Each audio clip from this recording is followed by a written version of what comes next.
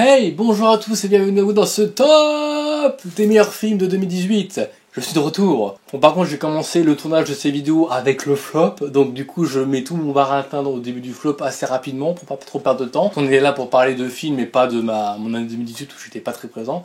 Mais en tout cas, je comptais quand même revenir, parce que ça c'est important, pour vous parler du meilleur comme du pire de l'année 2018 en termes de cinéma, et donc de films en général.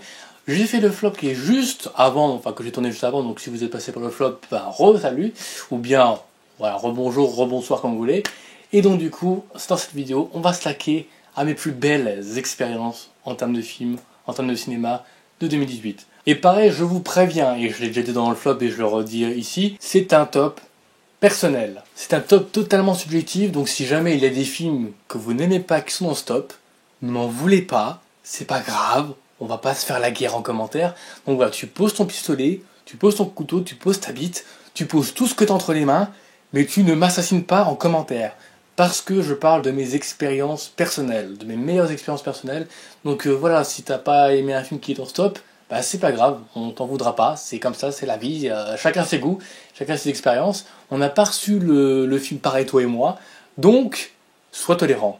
Merci. De toute façon, en général, tout ce qui va être, on va dire au début, parce que vu que c'est un top 15 et pas un top 10, parce que je préfère vraiment parler de tous les films qui m'ont vraiment plu en 2018.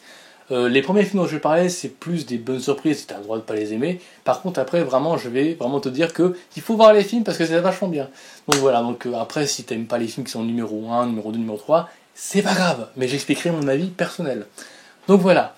Bref, après ce petit récapitulatif de la subjectivité, passons au top 15 de mes films préférés, ou du moins de mes meilleures expériences cinématographiques de 2018. Numéro 15, Astérix et le secret de la potion magique de Alexandre Astier et Louis Clichy. Ah bah tiens, un film français. Ah bah il paraîtrait-il, d'après certaines personnes, que le cinéma français c'est de la merde. Ah bah je vais vous le prouver dans ce top parce qu'il y a quelques films français bien sympathiques et dont certains qui sont assez loin dans le podium. Donc voilà, enfin dans le podium, qui sont assez loin dans le top en tout cas. Et vraiment, il y a des films que je vous conseille vraiment, y compris Astérix et la potion magique, enfin le secret de la potion magique. Donc déjà c'est Alexandre Astier et je suis pas du tout objectif avec Alexandre Astier. Et donc j'adore ce mec, enfin vraiment j'admire ce mec déjà pour Kaamelott, je suis fan de Kaamelott. Et même enfin, en général, que ce soit les deux conférences, tout ça, enfin j'aime généralement ce qu'il fait. Et là pour le coup bah, c'est Astérix et je me suis dit il faut que j'aille le voir. Du coup j'ai été le voir en avant-première, la salle était assez blindée quand même, donc j'étais assez content de ça. Et même, en fait, j'aurais pas grand chose à dire. J'ai eu plus de choses à dire dans le flop parce que il y a plus de choses à dire quand c'est vraiment mauvais pour dire tous les défauts. Par contre, j'avoue que je saurais pas dire tout ce qui me plaît dans les films, même si globalement, bon, à partir du numéro 15 jusqu'au numéro 10, ça va être un peu compliqué d'expliquer tout parce que j'ai pas vraiment d'avis, j'ai juste beaucoup aimé le film, j'ai pas, c'est vraiment de l'ordre du ressenti pour le coup, on peut pas tout expliquer niveau ressenti. Mais là, pour le coup, j'aime beaucoup. Enfin, cet univers. Au début, j'ai eu beaucoup de mal. Je me suis dit, c'est un peu bizarre, c'est un peu compliqué là, à ce niveau-là, au niveau scénario.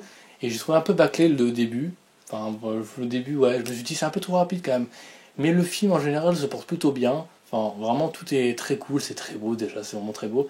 Et bon, j'ai pas vu le film en 3D, je crois qu'il est sorti en 3D. Je l'ai pas vu en 3D, malheureusement. L'UGC propose pas trop les films en 3D. Je vous aime pas, l'UGC. Mais voilà, du coup. Bah, tout le reste du film est vraiment très agréable et il y a beaucoup d'éléments scénaristiques et même, enfin, en plus c'est un scénario original d'Alexandre Astier et Louis Clichy, je crois. Et donc du coup, bah, ils se sont vraiment fait plaisir. Et puis du coup, ouais, c'est cohérent avec l'univers, je pense. Et non, tout est vraiment très bien foutu et voilà, il y a beaucoup de références à certains trucs d'Astier, genre Kaamelott, même si, bon, le titre, je le trouve un peu putaclic, le titre, c'est-à-dire Le secret de la potion magique. Bon, certes, il y a Le secret de la potion magique dans le film, à peu près, mais globalement, c'est plus, bon, pas l'héritier, mais le successeur de Droid. Voilà, et le successeur de Droid, principalement parce que c'est vraiment le but du scénario, c'est de trouver le Droid qui saura reprendre le secret de la potion magique. Donc voilà, du coup, le titre un peu mal choisi, un peu trop putaclic, parce que les gens vont dire ah, le secret de la potion magique, j'ai envie de le savoir. Bref, et donc du coup, bah c'est pas non plus, je pense qu'ils auraient mis notre titre, ça aurait pas pu s'attirer. Mais voilà, du coup, bah, c'est intéressant. Donc voilà, j'ai pas plus à en dire, c'est très bien. Alexandre Astier, très bon boulot. C'est un très bon Astérix, même si bon, je regarderai pas une deuxième fois forcément tout de suite, mais vraiment c'était très agréable. Même si la fin est un peu what the fuck, je veux dire, le coup du je prends les soldats et je les empile pour faire un Transformers, Bon, je spoil, hein. De toute façon, vous êtes prévenus, alors je spoil, c'est un flop, c'est un top et un flop. Donc du coup, voilà, je suis obligé de spoiler pour un petit peu argumenter. Mais la fin, c'est un peu what the fuck à ce niveau-là. Mais sinon, le film se tient vachement bien. Et c'est vraiment intéressant, très beau, la mise en scène est folle, enfin vraiment, il y a des points de mise en scène, c'est drôle, très très bon. Donc voilà, Astérix, la secret de la potion magique, c'est vraiment très bien. Bravo Alexandre Astier, bravo Loïc Clichy, et encore une fois, un très bon Astérix, et un très bon film français. Numéro 14, Première année de Thomas Littley. Un film que j'attendais un peu, en plus c'est un film français, avec, alors je sais plus comment il s'appelle, c'est l'acteur qui joue dans Aladdin, je sais plus comment il s'appelle, mais j'aime beaucoup cet acteur, et du coup il y a Vincent Lacoste aussi, dédicace au Vincent, je crois que c'est Vincent Lacoste qui s'appelle, je sais plus sûr, mais voilà, en tout cas, c'est un film sur la fac, de la fac de Mextine, et tout ce qui est examen et tout ce qui, enfin, j'aime beaucoup, enfin après, c'est très drôle, c'est très intéressant, c'est très enfin, il y a beaucoup d'émotions, enfin, je veux dire, ça devient vraiment une confrontation dans le film, et c'est ultra intéressant, c'est très bien joué, c'est drôle, et non, et puis c'est vrai, c'est humain, c'est vrai, il y a vraiment les sentiments d'échec, de choix, enfin, je trouve ça vraiment intéressant, et même le côté études, le côté on se fout un peu de la gueule des études par moment, et on se fout un peu de la gueule de la fac et du système scolaire, je trouve ça vachement intéressant. Et même ça montre que, enfin, ça donne de l'ambition aux gens de dire, voilà, la fac de médecine c'est ça, il faut travailler, il faut travailler, il faut travailler. Et je trouve ça vachement bien. Donc je trouve que c'est une bonne représentation. Après, j'ai pas fait de fac de médecine, hein, mais j'ai déjà fait la fac, je sais à peu près comment c'est foutu. Et après, je sais plus si c'est une fac ou une école, je sais plus, mais c'est une sorte de fac un peu. Enfin, en tout cas, il y a certains systèmes, c'est un peu ça, et ça m'a beaucoup parlé, et des moments où je me suis dit, putain, c'est vraiment ça, quoi, et c'est vraiment très drôle. Donc voilà, première année, c'était un petit coup de cœur, voilà, de 2018, même si c'est assez loin dans le classement, mais ça reste vraiment un très bon film, je suis très content, et la fin est géniale, la fin est géniale. Je ne dirai rien sur la fin, mais croyez-le, parce que j'ai beaucoup aimé la fin, qui sublime le tout, et la relation entre les deux, très forte, une relation d'amitié qui se crée, c'est génial. Donc voilà, première année, c'est une très bonne surprise de 2018 que je vous conseille. Et puis Cocorico, c'est français, putain de merde. Numéro 13, Jean-Christophe et Winnie, de Mark Forster. Je m'y attendais pas. Et déjà, je flippais avant même d'avoir vu le film parce que je voyais des peluches, je les trouvais très creepy. Les peluches, je les trouvais vraiment creepy. Surtout Tigrou, je le trouvais vraiment creepy. Et même, je trouve que l'animation ça marche, mais ça marche pas forcément en vrai. Je veux dire, des peluches en vrai, je sais pas, ça peut être bizarre. Ça peut être assez, ouais, assez délicat à faire. Alors par contre, si les peluches dans le film sont entièrement faites en CGI, c'est vraiment bravo. Parce que vraiment, le rendu est spectaculaire. Et je pèse mes mots. Le rendu des peluches est ultra réaliste, c'est fluide, c'est beau. Puis même, il y a l'aspect crade aussi parfois sur les trucs. Les textures différentes des peluches, franchement, j'en revenais pas. Je me suis dit, mais c'est vraiment du CGI. Je sais pas si c'est des animatroniques ou du CGI, mais vraiment, les effets spéciaux, enfin les effets visuels, sont vraiment très forts niveau peluche. Vraiment. Et sinon, c'est ultra mignon. Et alors, je peux comprendre que l'humour fonctionne pas. Bon, après, l'humour c'est subjectif, on le dira jamais assez. Mais franchement, le film m'a fait mourir de rire. Et il y a vraiment des scènes, je me suis retenu de trop rire parce que c'est un peu gênant de rigoler dans des salles de cinéma des fois. Surtout quand les gens à côté rigolent pas forcément. Et, ah putain, mais c'est tellement mignon. En fait, c'est un humour tellement innocent. Genre, il y a un moment, il y a Winnie qui est sur l'épaule de Jean-Christophe, je crois, ou un truc dans le genre. Et du coup, ils sont à un guichet où il y a une grosse grille au guichet. Et Winnie qui dit pourquoi le monsieur il est emprisonné. Sur le coup, c'est pas marrant, mec. Enfin, je sais pas, la situation, c'est des cas de situation qui marchent vraiment très bien. C'est l'innocence même du truc qui fait marrer. Tu te dis putain, Winnie il s'en sort pas, mais c'est marrant. Enfin, c'est comme si ton gosse de 8 ans il tombait par terre. Genre sur le coup, tu rigoles un peu parce qu'il s'est pas fait mal, tu vois. Mais tu rigoles un peu. Parce que je vais être un parent sadique en fait, ça se trouve les parents font pas du tout ça. Mais c'est un peu le même humour, genre vraiment c'est innocent, c'est rigolo, c'est mignon, c'est un humour mignon. Et ça fonctionne vachement bien. Et même les relations, je trouve ça vachement bien. En plus, il y a des moments où il y a des séquences un peu animation. Pas beaucoup, mais très peu. Enfin, très peu, mais il y en a quelques-unes. Et c'est vachement bien foutu. Et même le film en général, enfin, je trouve ça vachement bien. C'est Jean-Christophe. En fait, c'est ça. C'est le monde adulte qui confronte au monde des enfants. Du coup, tu as les enfants qui se mêlent au monde adulte. Et en final, le monde adulte, ah ben, il se dit, oh, allez, quand même, faut un peu s'amuser dans la vie. Et même faire la mise en scène, tout ça, tout m'a parlé dans ce film, en vrai. tout m'a parlé, je trouve ça absolument génial. Donc voilà, c'était une très bonne surprise, j'ai fait en avant-première en plus, il y avait très peu de monde, c'est pour ça que je me suis dit, putain, il y a des films comme À la 2 par exemple, qui font plein de monde, enfin plein de monde en avant-première, et ce petit film là, il fait pas grand chose, donc voilà, bon en même temps, voilà. C'est pas une suite de films populaires, malheureusement pour Aladdin. Jean-Christophe et Winnie, c'était vachement bien. Voilà, je peux pas dire autrement. C'était mignon, c'était drôle. Il y a une confrontation monde adulte, monde enfantin. Il y a une séquence un peu horrifique. Je me suis dit, waouh, le film il met différentes ambiances, c'est trop bien. Donc voilà, petit coup de cœur pour ce film. Jean-Christophe et Winnie, très sympa, je vous conseille très fortement. Il est numéro, je sais déjà plus, il est numéro 13. J'ai mon classement juste devant moi, mais je sais déjà plus. Je m'y perds déjà. Bref, il est que numéro 13, le numéro 12, mais beaucoup plus savoureux. Numéro 12, L'ombre d'Émilie. Si la pluie te noie, compte-moi qu'on puisse trembler ensemble.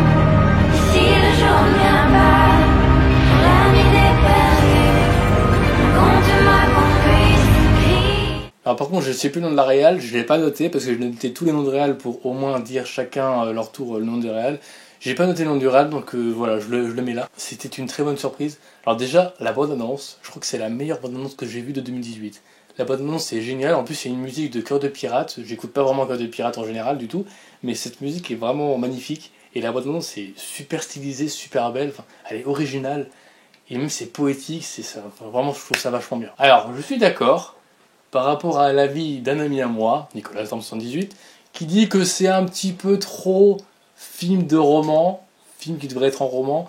Je suis d'accord, ça fait très roman, ça fait très enquête, un peu, enfin voilà, ça fait très littéraire. Mais n'empêche. Alors, je ne sais pas si certains d'entre vous ont vu le film Hans d'Alexandre Aja, qui est un de mes films préférés. C'est le genre, typiquement le genre que j'aime. Et c'est vraiment ce genre de film. Parce que bon, c'est plus fantastique, horrifique thriller, Hans d'Alexandre Aja. Ici, c'est un thriller, mais c'est plus du dramatique. Et ça, en fait, c'est une enquête sur... on doit retrouver une personne. Et à la fin, est-ce qu'elle s'est suicidée? Est-ce qu'elle est morte? Est-ce qu'on l'a assassinée? Est-ce qu'elle est toujours en vie? Voilà. Je ne dirai rien évidemment, je ne spoilerai pas, ce serait vraiment dommage de vous spoiler. Mais c'est toute une enquête, et même si c'est un petit peu long, parce que je trouve que le film dure 2 heures, mais j'ai senti vraiment beaucoup de longueur dans le film, mais quand même, il y a des dialogues qui sont tellement bien, il y a un ping-pong de dialogues entre les personnages, j'ai trouvé ça génial. Bon, je l'ai vu en VO, j'ai trouvé ça génial. Et même, enfin, les relations entre les personnages fonctionnent vraiment très bien. Il y a des éléments qui s'enchaînent et c'est vachement bien. Et même, enfin, il y a des révélations dans le film et tout. Enfin, tout est vachement bien fait. Enfin, je sais pas, je trouve que le film est tellement bien ficelé, je trouve que c'est ultra intéressant. Et puis, vu qu'il y a un vrai enjeu, il y a une vraie enquête, du coup, je trouve ça ultra intéressant. Et le film m'a parlé parce que c'est un genre vraiment que j'aime, c'est une enquête. C'est un peu avec des personnages un peu avec une connasse, avec une femme un peu plus sympa, un peu plus naïf, un peu plus gentil, un peu plus courtois. Et du coup, c'est cette relation qui fait que ça crée un truc dans le film qui fait que c'est ultra intéressant. Et il faut retrouver une personne. Et c'est, voilà, j'aime beaucoup, tout simplement. Donc vraiment, L'ombre d'Émilie, c'est un très bon film. Je vous le conseille très fortement, il est ultra intéressant. Et c'est un film qui n'a pas fait beaucoup parler de lui cette année, hein, je ne pense pas. Et pourtant, la bande-annonce, c'est vraiment classe. La bande-annonce, elle claque. C'est une des meilleures bandes annonces que j'ai vues en 2018, sans déconner. Donc voilà, je vous conseille de regarder L'ombre d'Émilie, c'est vachement bien. Mais bon, il est que numéro 14, numéro 12, putain, je suis en train d'inverser mes chiffres, c'est génial. Il est que numéro 12, et là, on vient au numéro 11. Numéro 11, Paranoia de Steven Soderbergh. Je dois être cinglé. Qui est-ce? Je dois être cinglé. On a découvert un cadavre. Je dois être cinglé. Je dois être cinglé. Je dois être cinglé. Je suis content! Encore, quand il y a des films que t'attends et qui sont vraiment pas terribles, je suis vraiment démoralisé, je suis déçu, je me dis, quel gâchis. Là, c'est tellement bien! Alors, c'est un film qui est filmé entièrement à l'iPhone. Bon, après, c'est pas filmé à l'iPhone juste avec l'application iPhone, tu mets de l'appareil photo et c'est bon. Apparemment, c'est quand même... Enfin, ça a été utilisé avec une application spécialement pour les téléphones et pour pouvoir gérer, je suppose, pas mal de paramètres au niveau de la photographie et du son, etc. Donc je pense que c'est assez professionnel quand même. Mais c'est filmé à l'iPhone, c'est extrêmement bien filmé. Bon, il y a beaucoup de grains parfois. Mais le scénario est tellement intéressant. Je veux dire, c'est une femme qui, après un rendez-vous chez son psy, doit aller voir, je crois, une personne pour un peu la soigner. Et cette personne la met dans un hôpital psychiatrique et là, c'est bombardé d'injustice, de comment je vais faire pour sortir de là, tout le monde me prend pour une folle alors que je suis pas folle. C'est génial! C'est le genre de film que j'aime, et c'est tellement bien fait, enfin, c'est bon, c'est un peu long, même si le film n'est pas très long de base, il y a un peu beaucoup de longueur, je trouve le film vraiment un peu interminable parfois, mais c'est super bien foutu, c'est intéressant. En plus, je sais plus comment s'appelle l'actrice. Ah putain, comment s'appelle l'actrice, je sais plus son nom. Je crois qu'elle a joué en plus dans First Man de Damien Chazelle cette année, et je sais plus comment elle s'appelle. Enfin bref, l'actrice est géniale dans ce film, et même les acteurs en général sont très bons. Et il y a, ah putain, comment elle s'appelle cette actrice? Juno Temple. Juno Temple qui a joué dans Hans, et il y a Joshua Leonard. Et c'est aussi pour ça que je voulais voir ce film, en plus de Juno Temple, et l'actrice principale aussi. Joshua Leonard qui a joué dans le projet Blair Witch, qui est un film qui, entre vous et moi, pour ceux qui me connaissent, vous savez très bien, assez amusant. Donc qui a joué dans l'un des films que j'aime le moins du monde, et dans Si je reste, l'un des films que j'aime le plus au monde. Donc voilà, donc il y a un sacré écart entre les deux. Et donc du coup, il joue dans ce film, je suis très content que le film soit très cool, parce que, voilà, Joshua Leonard mérite tellement de jouer dans des bons films, j'adore cet acteur. Bon, mais qui joue pas un rôle que j'aime particulièrement forcément, mais son rôle est plutôt intéressant, et puis voilà, sa performance est très cool, et puis, enfin, je veux dire, c'est tellement bien comme... Je sais pas d'argument. Mais techniquement, c'est très cool, scénaristiquement, j'ai rien de plus à dire, c'est trop cool. La fin est trop bien, vraiment la fin, et j'aime beaucoup la fin aussi. Et je crois qu'il y a des plans séquences aussi dans le film qui sont vachement intéressants. Donc voilà, d'ailleurs il y a un petit caméo, bon ça c'est un petit spoiler, mais il y a un caméo de Matt Damon. Donc voilà, il y a Matt Damon dans le film qui a aussi fait un caméo dans Interstellar, et dans je sais plus quel film, peut-être d'autres films que je n'ai pas vu probablement. Mais voilà, il fait un caméo, un petit caméo de Matt Damon, ça c'est amusant. Je vous conseille très largement Paranoia, qui est ultra intéressant, qui techniquement, bah c'est un petit défi, je pense, je sais pas si c'est un... En fait, le coup de l'iPhone, je sais pas si c'est un défi technique ou si c'est vraiment une condition artistique. Est-ce que le mec s'est dit, ouais, artistiquement, prendre un iPhone, ça peut être intéressant? Ou bien juste le mec s'est dit, et si je faisais un film avec l'iPhone? Parce qu'on peut prouver qu'on peut faire des films avec autre chose qu'un gros truc Alexa ou une RED. Et là, ce film prouve qu'on peut vraiment techniquement faire de très bons trucs avec juste un smartphone. Bon, un smartphone de bonne qualité, hein, je dis pas, hein, c'est pas les premiers iPhones, c'est quand même, je sais plus quel iPhone c'est, mais c'est un iPhone assez élevé quand même. Je pense pas les derniers, mais dans les derniers en tout cas. Paranoia, c'est génial. Et voyez ce film, tout simplement. Voilà. On passe à la suite. Il y a de très bons qui arrivent. Numéro 10, Spider-Man Into the Spider-Verse, de Bob Persichetti, Peter Ramsey et Rodney Rothman. N'oublie jamais, c'est grâce à ta différence que tu es Spider-Man.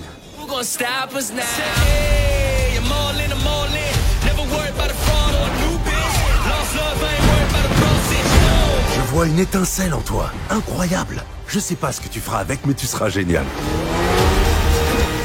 Putain, il y a 3 réals sur ce film. Waouh, c'est fou, parce qu'en général, quand il y a plusieurs réals, c'est pas vraiment un bon signe. Mais alors là, Spider-Man Into the Spider-Verse. Ou alors oui, le titre en VF, qui est entre guillemets en VO, Spider-Man New Generation. Je pense que, apparemment, le film n'a pas beaucoup marché en France, il n'a pas beaucoup marché en général, même s'il a eu de très bonnes critiques, et heureusement, mon Dieu. Mais le film n'a pas trop marché parce que je pense que le New Generation, ça a dû déplaire aux gens. Parce que les gens, déjà, qui se bouffent des super-héros tout le long de l'année avec Marvel, avec DC, etc., et même peut-être d'autres trucs, je sais plus, voir Spider-Man, parce que sachant qu'il y a eu Spider-Man Homecoming quand même, il y a pas longtemps, hein. Il y a eu Spider-Man Homecoming, il y a eu les CMS de Spider-Man, après les films de Sam Raimi, donc du coup, il y a une sacrée flopée de Spider-Man hein, quand même, hein. Spider-Man. Parce que Spider-Man. Mais bon, voilà. Oui, mon anglais est absolument nul à chier. Enfin, mon accent en tout cas. Du coup, je pense que le New Generation, les gens se sont dit, oh, encore un nouveau Spider-Man. Ouais, non, ouais, c'est de l'animé. Ouais, mais ça, c'est pour les gosses. Et c'est justement le problème. Parce que je pense qu'ils auraient mis Into the Spider-Verse vraiment en France. Je pense que ce serait beaucoup mieux passé. Les gens disent, dans le Spider-Verse, ça veut dire quoi? Ça a l'air fou, ça. Et je pense que ça n'a pas trop attiré les gens. Très mauvaise campagne marketing à ce niveau-là. Je pense que le début de ce VF est un peu nul quand même. Non, puis New Generation, pourquoi New Generation, sans déconner? Enfin, quand on met des suites ou des reboots, on met pas le titre plus New Generation, ça n'a aucun sens, les gars. Mettez un titre, enfin, ou gardez le titre original, c'est toujours bien mieux. Le film d'animation que je trouve le plus beau cette année, c'est pas mon film d'animation préféré, il y en a un autre qui viendra après, mais clairement, c'est le film d'animation le plus beau de cette année. C'est une claque visuelle. Alors, j'ai été le voir en 3D pour le voir une deuxième fois pour me refaire un avis en même temps d'ailleurs, c'est pour ça aussi qu'il est dans le top, Mais la 3D, je sais pas si c'était la séance, enfin ma séance à moi, mais la 3D était pas très ouf. Enfin, je trouve que la 3D était pas assez poussée. Juste quand il y avait le logo Marvel et de Columbia au début, c'était vraiment très bien foutu. Je me suis dit, oh putain, la 3D commence trop bien. Sauf qu'elle était très timide tout le long du film, donc ce qui fait que bah, elle était pas ouf, elle était un peu trop plate, c'est dommage. Même pour la scène finale, qui est une orgie de couleurs et de mise en scène, c'est affolant. La scène finale de ce film, elle est folle, elle est folle. C'est lisible, c'est coloré, c'est ultra inventif. Et ça me fait penser à Doctor Strange, par moment. Je me suis dit, ça part en couille dans tous les sens. Il y a, waouh, qu'on mette plusieurs genres de Spider-Man et qu'on justifie ça par le fait qu'on a ouvert un portail qui ouvre à d'autres dimensions et tous les différents Spider-Man se sont fait aspirer, enfin les 4-5 Spider-Man différents qu'il y a, de différents univers, enfin de différentes réalités. Déjà le film parle de différentes dimensions et de différentes réalités. Je ne peux qu'aimer le film, putain. Et enfin la façon dont c'est fait, je suis pas ultra fan, mais j'aime bien en général. Mais le film est fou. Visuellement, scénaristiquement, c'est pas banal, mais c'est sympatoche. Enfin, j'aime bien, c'est sympa, mais c'est pas ultra incroyable. Mais scénaristiquement, c'est très intéressant. Alors visuellement, mais il y a des plans dans ce film.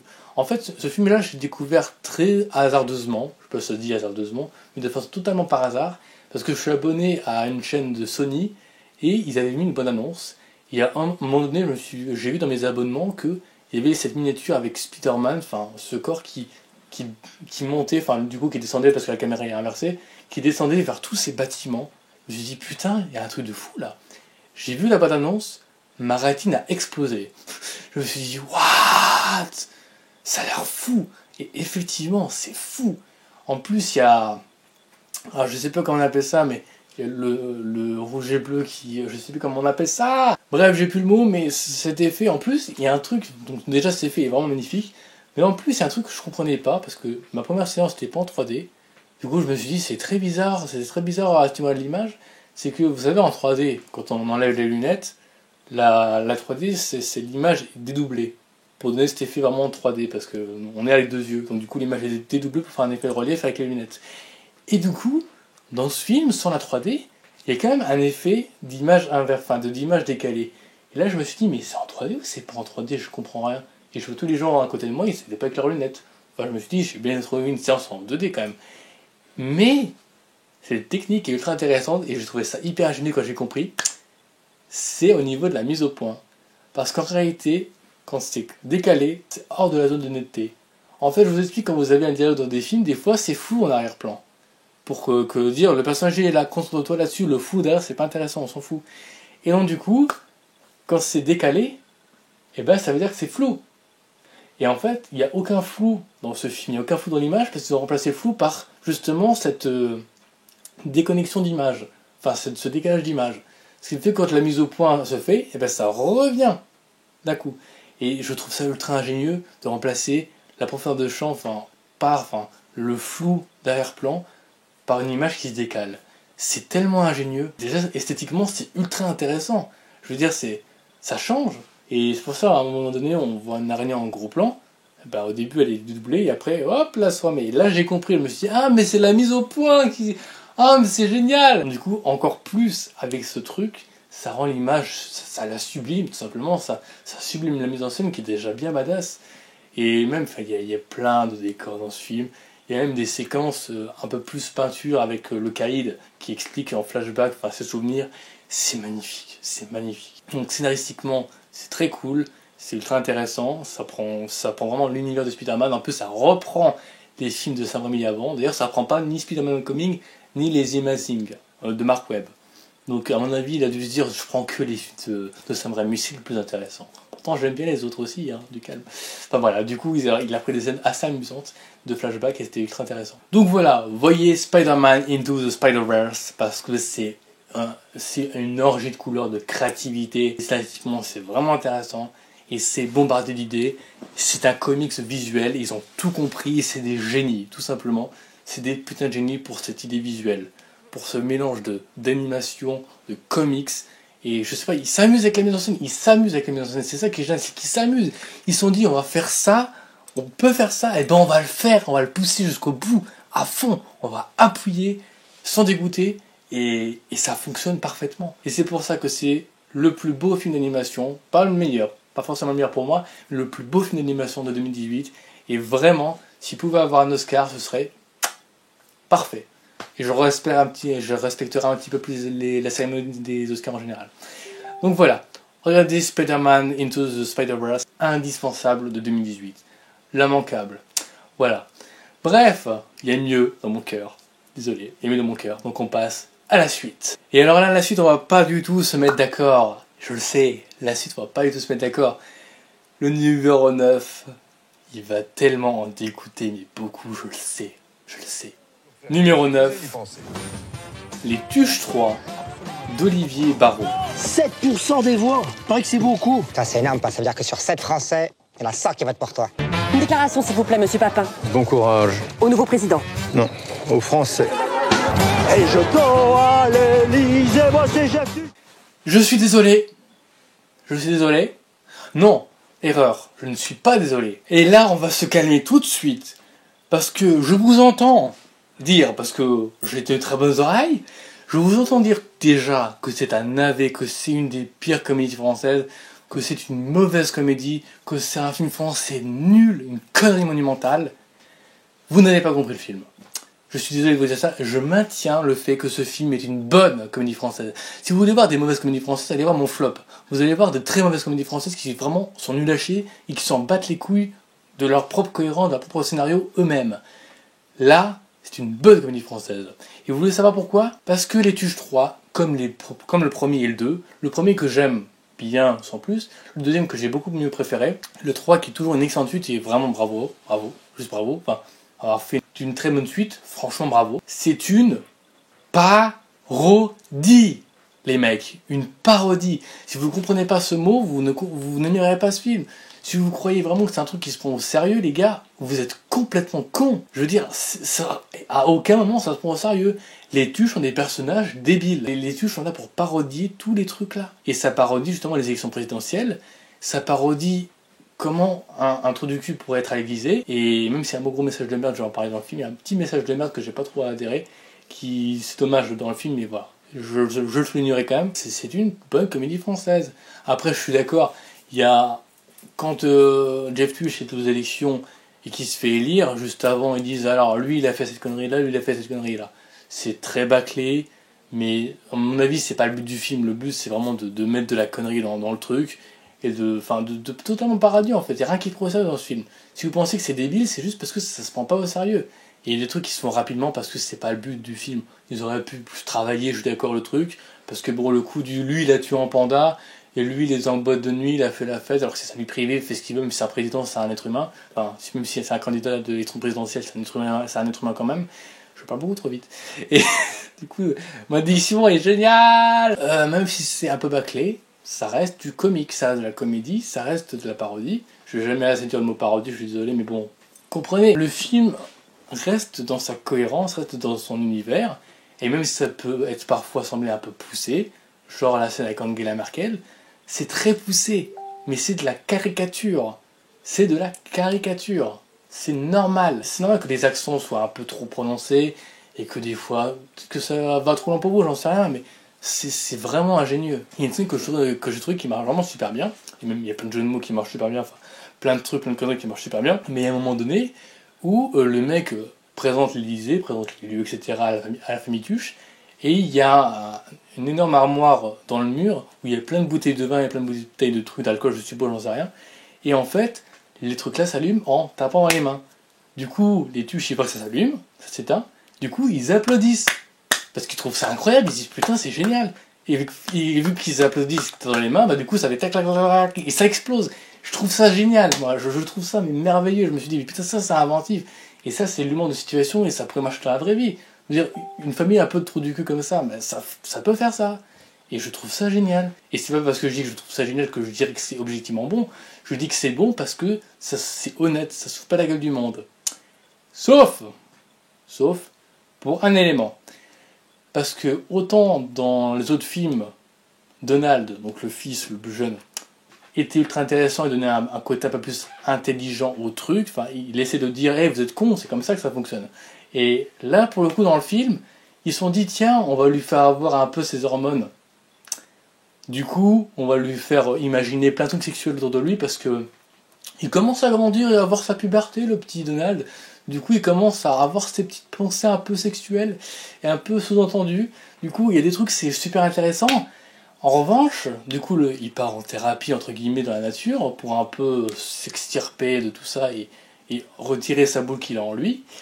Le problème, c'est que le message dit, en gros, le message du film dit en gros, une fois que t'as baisé, t'es un homme. D'accord. En quoi, une fois que t'as baisé, t'es devenu un homme, tu m'expliques? Enfin, je veux dire, je vois pas en quoi il y a un lien, je vois pas le rapport entre être responsable de la vie, avoir une vie de famille, et donc du coup avoir des responsabilités, et donc être un homme à ce niveau-là. Enfin, après, ça dépend ce que vous appelez être un homme aussi, parce que ils disent t'es devenu un homme, mais en quoi t'es devenu un homme? Je veux dire, je comprends pas. Je vois pas le rapport entre ça et avoir couché. En fait, je comprends pas. Surtout qu'en plus, la fille est uniquement utilisée pour ça. Pour être une fille avec des jolis yeux et tout, pour le séduire. Puis la fille est très jolie aussi, on va pas se le cacher. Et du coup, elle sert qu'à ça. À coucher avec lui. Et après, le mec il revient en costard, il dit oh ça y est, je suis un homme. Et toute sa famille, bon, acceptons que ce soit une famille de trous du cul, comme je le dis depuis le début, qui pense que ça c'est comme ça, même s'ils mettent pas mal de messages de tolérance dans le film. C'est pour ça que je comprends pas du tout le message à ce niveau-là, quoi. Parce qu'il met quand même des messages de tolérance dans le film. Et donc, à partir du moment où tu dis que ça c'est devenir un homme, bah tu pourrais dire c'est des trous du cul, donc ils ont pas vraiment de morale parfois. Mais sauf qu'ils mettent des beaux messages de morale dans le film, donc je comprends pas. Donc du coup, ce qui fait que ce message il passe vraiment en mode oui, t'as couché donc t'es un homme. Et je trouve ça un peu réducteur quand même. Les asexués, vous en faites quoi? Les asexués, c'est pas des hommes? Puis même les... Je comprends pas ce message. J'avoue, je me suis dit, mais c'est un message de merde ça. Enfin, franchement, on retire cette scène, c'est parfait. Et le problème, c'est que le personnage de Donald est utilisé comme un mec qui a la puberté qui arrive, et qui a ses hormones qui arrivent, et qui a ses envies sexuelles, ses désirs, etc., comme tout le monde. Et du coup, sauf les asexués encore une fois. Et du coup, je me suis dit qu'ils auraient pu utiliser ça vachement bien, mais ils l'utilisent vraiment très mal. Je suis désolé, ça marche pas comme ça. Je trouvais ça vraiment débile. C'est dommage, parce que c'est un film tout public, t'étais à ça de faire un film extraordinaire, un film vraiment parfait. Oui, je dis extraordinaire et je vous emmerde, parce que le film est vraiment très bon, et c'est tout. Donc dans cette parodie, il y a ce message que je ne comprends pas, qui est un très mauvais message. Je sais pas pourquoi ils se sont dit, tiens, on va pisser un peu sur le scénario, parce que c'est trop parfait pour l'instant. C'est dommage. Mais, on retire ça, qui on va dire est un message un peu nul, mais c'est pas grave. C'est une trilogie absolument géniale. Enfin, même si le premier je le trouve un peu en dessous des autres, parce que le premier je le trouve pas ultra intéressant tout le long, ou d'un moment je peux comprendre qu'on s'ennuie un peu, mais le 2 est ultra intéressant, et le 3, qui prend un sujet d'actualité, qui était d'actualité à l'époque d'ailleurs, c'est pour ça qu'il est sorti au bon moment en plus, je trouve ça génial. Vraiment, c'est une bonne parodie. C'est des personnages très très intéressants. Jean-Paul Rouve se donne à cœur joie, contrairement à Aladdin de Arthur Benzakouen, je crois, où il s'en foutait un petit peu de son rôle. Là, vraiment, il se donne à cœur joie comme le premier tuche et le deuxième tuche. Et là, vraiment, il est à fond dans son personnage comme les autres. Et je trouve ça génial. Donc voilà. Les Tuches 3, je suis désolé, mais c'est un très bon film, une très bonne comédie française. Et pour ceux qui pensent que c'est de la navet, vous pensez ce que vous voulez, mais moi je vous ai dit ce que je pensais. Il y a un 4 qui est annoncé, qui apparemment est en cours de préparation. J'ai hâte, s'ils arrivent vraiment à faire 4 films très bons, en retirant les messages de merde quand même, mais 4 films très bons, franchement, respect. Parce que là, trilogie comme ça, bravo, parce que Camping 3 avait vraiment fait un Camping 3 de merde. Je suis désolé, mais le troisième était absolument horrible à regarder, alors que le premier et le deuxième étaient très bons. Donc voilà, bravo Olivier Barrault pour ce 3e film, vraiment. J'applaudis parce que des 3 comédies françaises comme ça d'affilée, réussies, moi je dis bien, franchement, respect. Donc voilà, pour moi les Tuches 3 c'est un grand oui. Bref, on passe à la suite, vous allez un peu plus me pardonner par la suite. Le film suivant, numéro 8, Le Grinch, de Yarrow Cheney et Scott Mosier.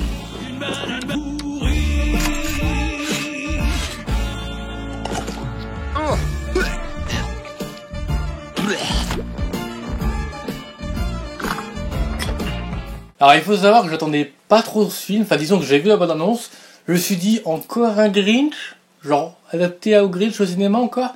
En plus en animation je trouvais ça un peu bizarre, puis le personnage, je sais pas, j'avais l'habitude, parce que je suis fan, j'aime beaucoup le Grinch de Ron Howard de 2000 je crois, il est sorti en 2000, Mon Dieu, ce que je suis vieux et qu'on est tous vieux, mon Dieu.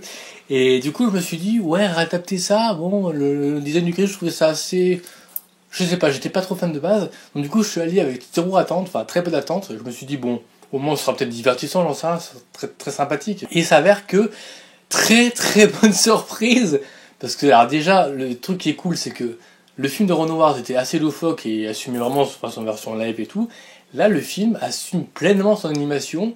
Et ils se sont fait plaisir à un niveau, je trouve ça absolument génial. Déjà, niveau mise en scène, ça commence déjà avec un plan séquence, c'est absolument magnifique. Enfin, la caméra, elle se fait tellement plaisir, elle va partout, elle tourne, elle va plus loin, elle tourne en haut, elle va partout.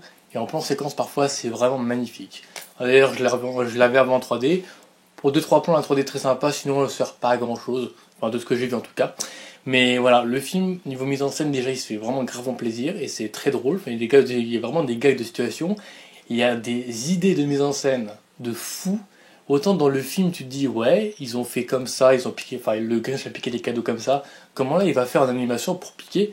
Et c'est ultra ingénieux. Je me suis dit, mais c'est génial! C'est vraiment génial! Et même le scénario, parce que, encore une fois, même le scénario. Alors, le scénario. Disons qu'au niveau du dialogue, ça peut paraître un peu niais, je peux comprendre, parce qu'il y a quand même des gosses et tout, mais de toute façon c'est un film pour enfants aussi, pour adultes et pour enfants, mais principalement pour enfants je pense. Mais c'est pas de la niaiserie naïve, dans le sens où c'est pas la niaiserie où on te prend un peu pour un con, genre dans d'autres films que j'ai parlé dans le flop par exemple, hein, que j'en ai parlé, il y a des films franchement c'est niais, ils te prennent vraiment pour un con, je veux dire c'est pour les enfants de 4 ans le scénario. Là clairement, on prend des éléments un peu niais, mais on les remet moins naïfs. C'est-à-dire qu'on réfléchit un peu plus derrière. Mais pareil, il y a des messages très bons dans le film. Je veux dire, le coup du oh, mais moi je m'en fous, j'ai pas de cadeau, moi je veux juste aider ma mère. C'est génial. Et en plus, à côté, t'as un personnage qui dit ah ouais, là tu veux aider ta mère et tout. Putain, moi j'ai juste commandé une tortue, quoi. Alors sur le coup, ça peut être un peu nul comme réplique. Mais en vrai, tu dis putain, elle demande à aider sa mère. Et lui, il a commandé un simple cadeau, enfin un animal de compagnie, quoi. Tu dis. C'est vrai que en général c'est comme ça, lui il est là, putain, et moi je suis vraiment une brêle en fait, je suis vraiment un bolos de commander un cadeau, un animal de compagnie, sérieux, je suis con. Et du coup je trouve ça marrant sur le coup, je me suis dit putain mais c'est pas con quand même. Et du coup le fait de vouloir trouver le Père Noël, ce qui fait que quand le Grinch veut sauver les cadeaux, eh ben il se retrouve face à elle, et du coup bah, elle veut rencontrer le Père Noël, donc elle va rencontrer le Grinch. Tout est lié. Donc autant dans le Grinch c'était pas vraiment ça le truc, mais là ça, il y a vraiment une réflexion scénaristique derrière que je trouve ultra intéressante. Et le Grinch qui est vraiment génial. D'ailleurs en VO le Grinch c'est Benedict Cumberbatch qui le double. J'ai pas vu en VO, j'ai vu qu'en VF, mais voilà. Déjà ça c'est un argument de masse. Puis même il assume pleinement ce côté animation, et puis il y a de l'humour de situation, il y a des gags visuels, il y a de l'inventivité. Enfin quand il est en train de travailler ses outils pour voler les cadeaux, je veux dire, il y a des outils qu'il utilise, c'est ultra ingénieux. Enfin je veux dire, je me suis dit putain c'est génial, c'est créatif. Et puis même c'est très beau, enfin le film est vraiment très beau, hein, visuellement c'est très bien.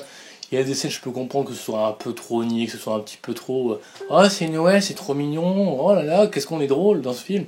Je peux comprendre qu'il y a quelques scènes comme ça. Et le film fait vraiment tout ça de façon très intelligente. Et même si c'est pas le film de l'année, ça reste mon film d'animation préféré de cette année parce que c'était un gros coup de cœur. Bon déjà c'était une très bonne surprise, hein, parce qu'encore Spider-Man, avant que j'en parle, j'attendais quelque chose quand même derrière, hein, au niveau visuel et au niveau peut-être scénaristique. Mais là, je m'attendais à pas grand chose et j'ai eu une grande surprise, donc c'était vraiment très sympa. Vraiment très sympa et je regrette pas du tout. J'ai été le voir 2 fois et même la deuxième fois c'était toujours aussi bien. Il y a des transitions dans le film, en plus des transitions que j'ai trouvé vraiment très, très, très, très cool, tout simplement. Et c'est intéressant.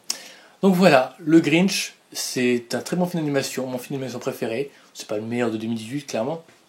Mais ça reste mon préféré. Je préfère le film live avec Jim Carrey, de Ron Howard, mais ce film d'animation est très bon. Et je vous le conseille très largement. Pas forcément en 3D, pas forcément, bien qu'il soit plus en salle actuellement, mais en Blu-ray, voilà, pas forcément. Mais à voir. C'est très intéressant et pour avoir en famille, c'est vachement cool. C'est drôle, c'est mignon, c'est ingénieux, c'est créatif, tout simplement. Donc voilà, le Grinch est un grand oui. Mais, il y a toujours bien dans mon cœur. On passe au film suivant. Numéro 7. Dans la rébellion. Ouais. Ready Player One de Steven Spielberg.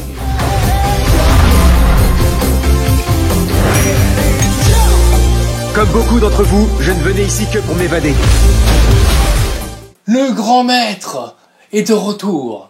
Le grand patron du cinéma est de retour. Notre tonton à nous tous. Monsieur Steven Spielberg, notre petit Steven à nous. voilà, il revient très très fort. Alors oui, je l'ai mis dans cette position-là, enfin, du coup à la 7ème position, parce que j'ai trouvé mieux, personnellement. Mais il faut avouer que c'est un très grand film. Alors déjà, je suis d'accord, parce que autant il y a des films dont je vais vous parler, et dont j'ai parlé, les visuels, les effets spéciaux, les CGI sont très très bons. Mais là dans ce film, je suis d'accord avec vous, enfin si vous pensez pas pareil que moi, mais je pense que la grande majorité sont d'accord avec moi, il faut que ce film ait l'Oscar des meilleurs effets spéciaux.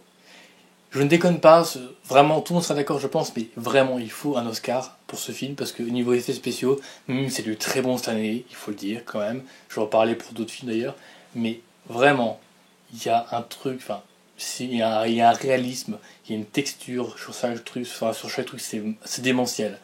Et 2h30 de ça, c'est très fort. En plus, la caméra se plaisir en plan séquence dans tous les sens. Après, c'est scénaristiquement que je suis un peu plus mitigé, parce que, ok, l'histoire est très intéressante, elle est très sympa, enfin, c'est une histoire un peu jeu vidéo geek, et culture pop, et etc., enfin, de jeux vidéo et de cinéma en général. Mais c'est vrai que bon, j'aime pas trop le méchant, je trouve le méchant assez bof, j'aime pas sa tronche déjà au méchant. D'ailleurs, je crois que c'était le même acteur qui jouait dans Rogue One, et j'aimais déjà pas sa tronche, je crois hein, que c'est lui. Ou dans Star Wars 8, je sais plus, mais il joue dans un Star Wars, j'aime pas sa gueule, je suis désolé, c'est totalement subjectif, mais j'aime pas sa gueule du tout. Scénaristiquement, c'est sympathique, c'est très sympathique, mais il y a mieux.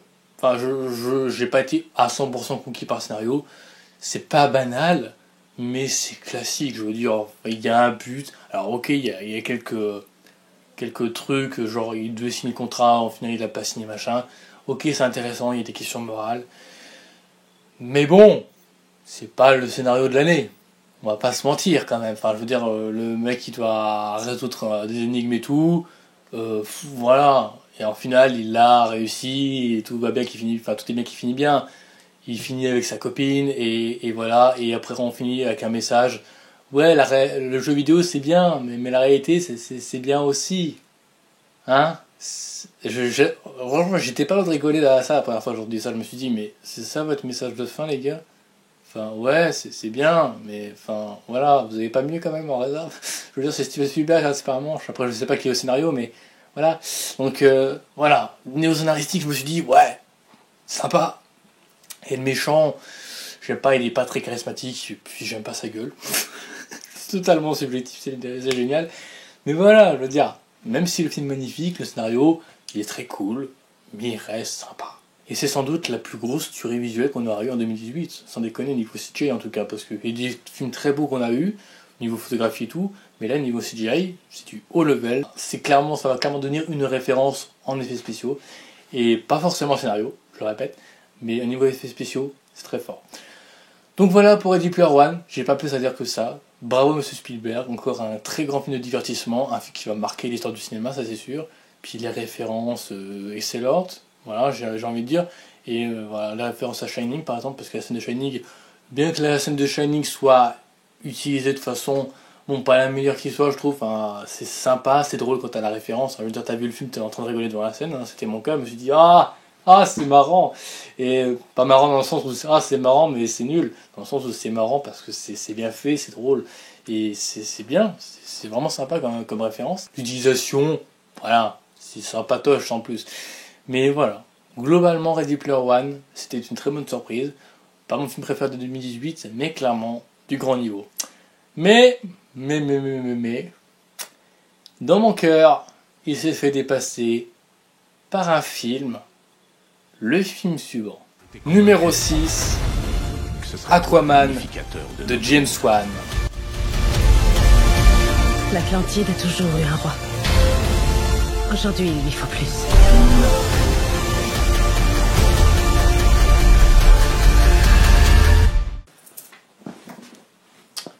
Merde, où est-ce que j'ai foutu ce truc? Merde! Où est-ce que tu es? J'ai réussi à le paumer, ça y est. Où est-ce que tu es? Mec, on tourne là, tu fais quoi? Je cherche mon objectivité!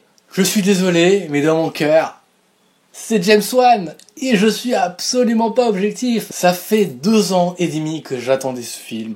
Je me suis dit, il va falloir que j'attende déjà d'avoir 22 ans pour le voir, génial!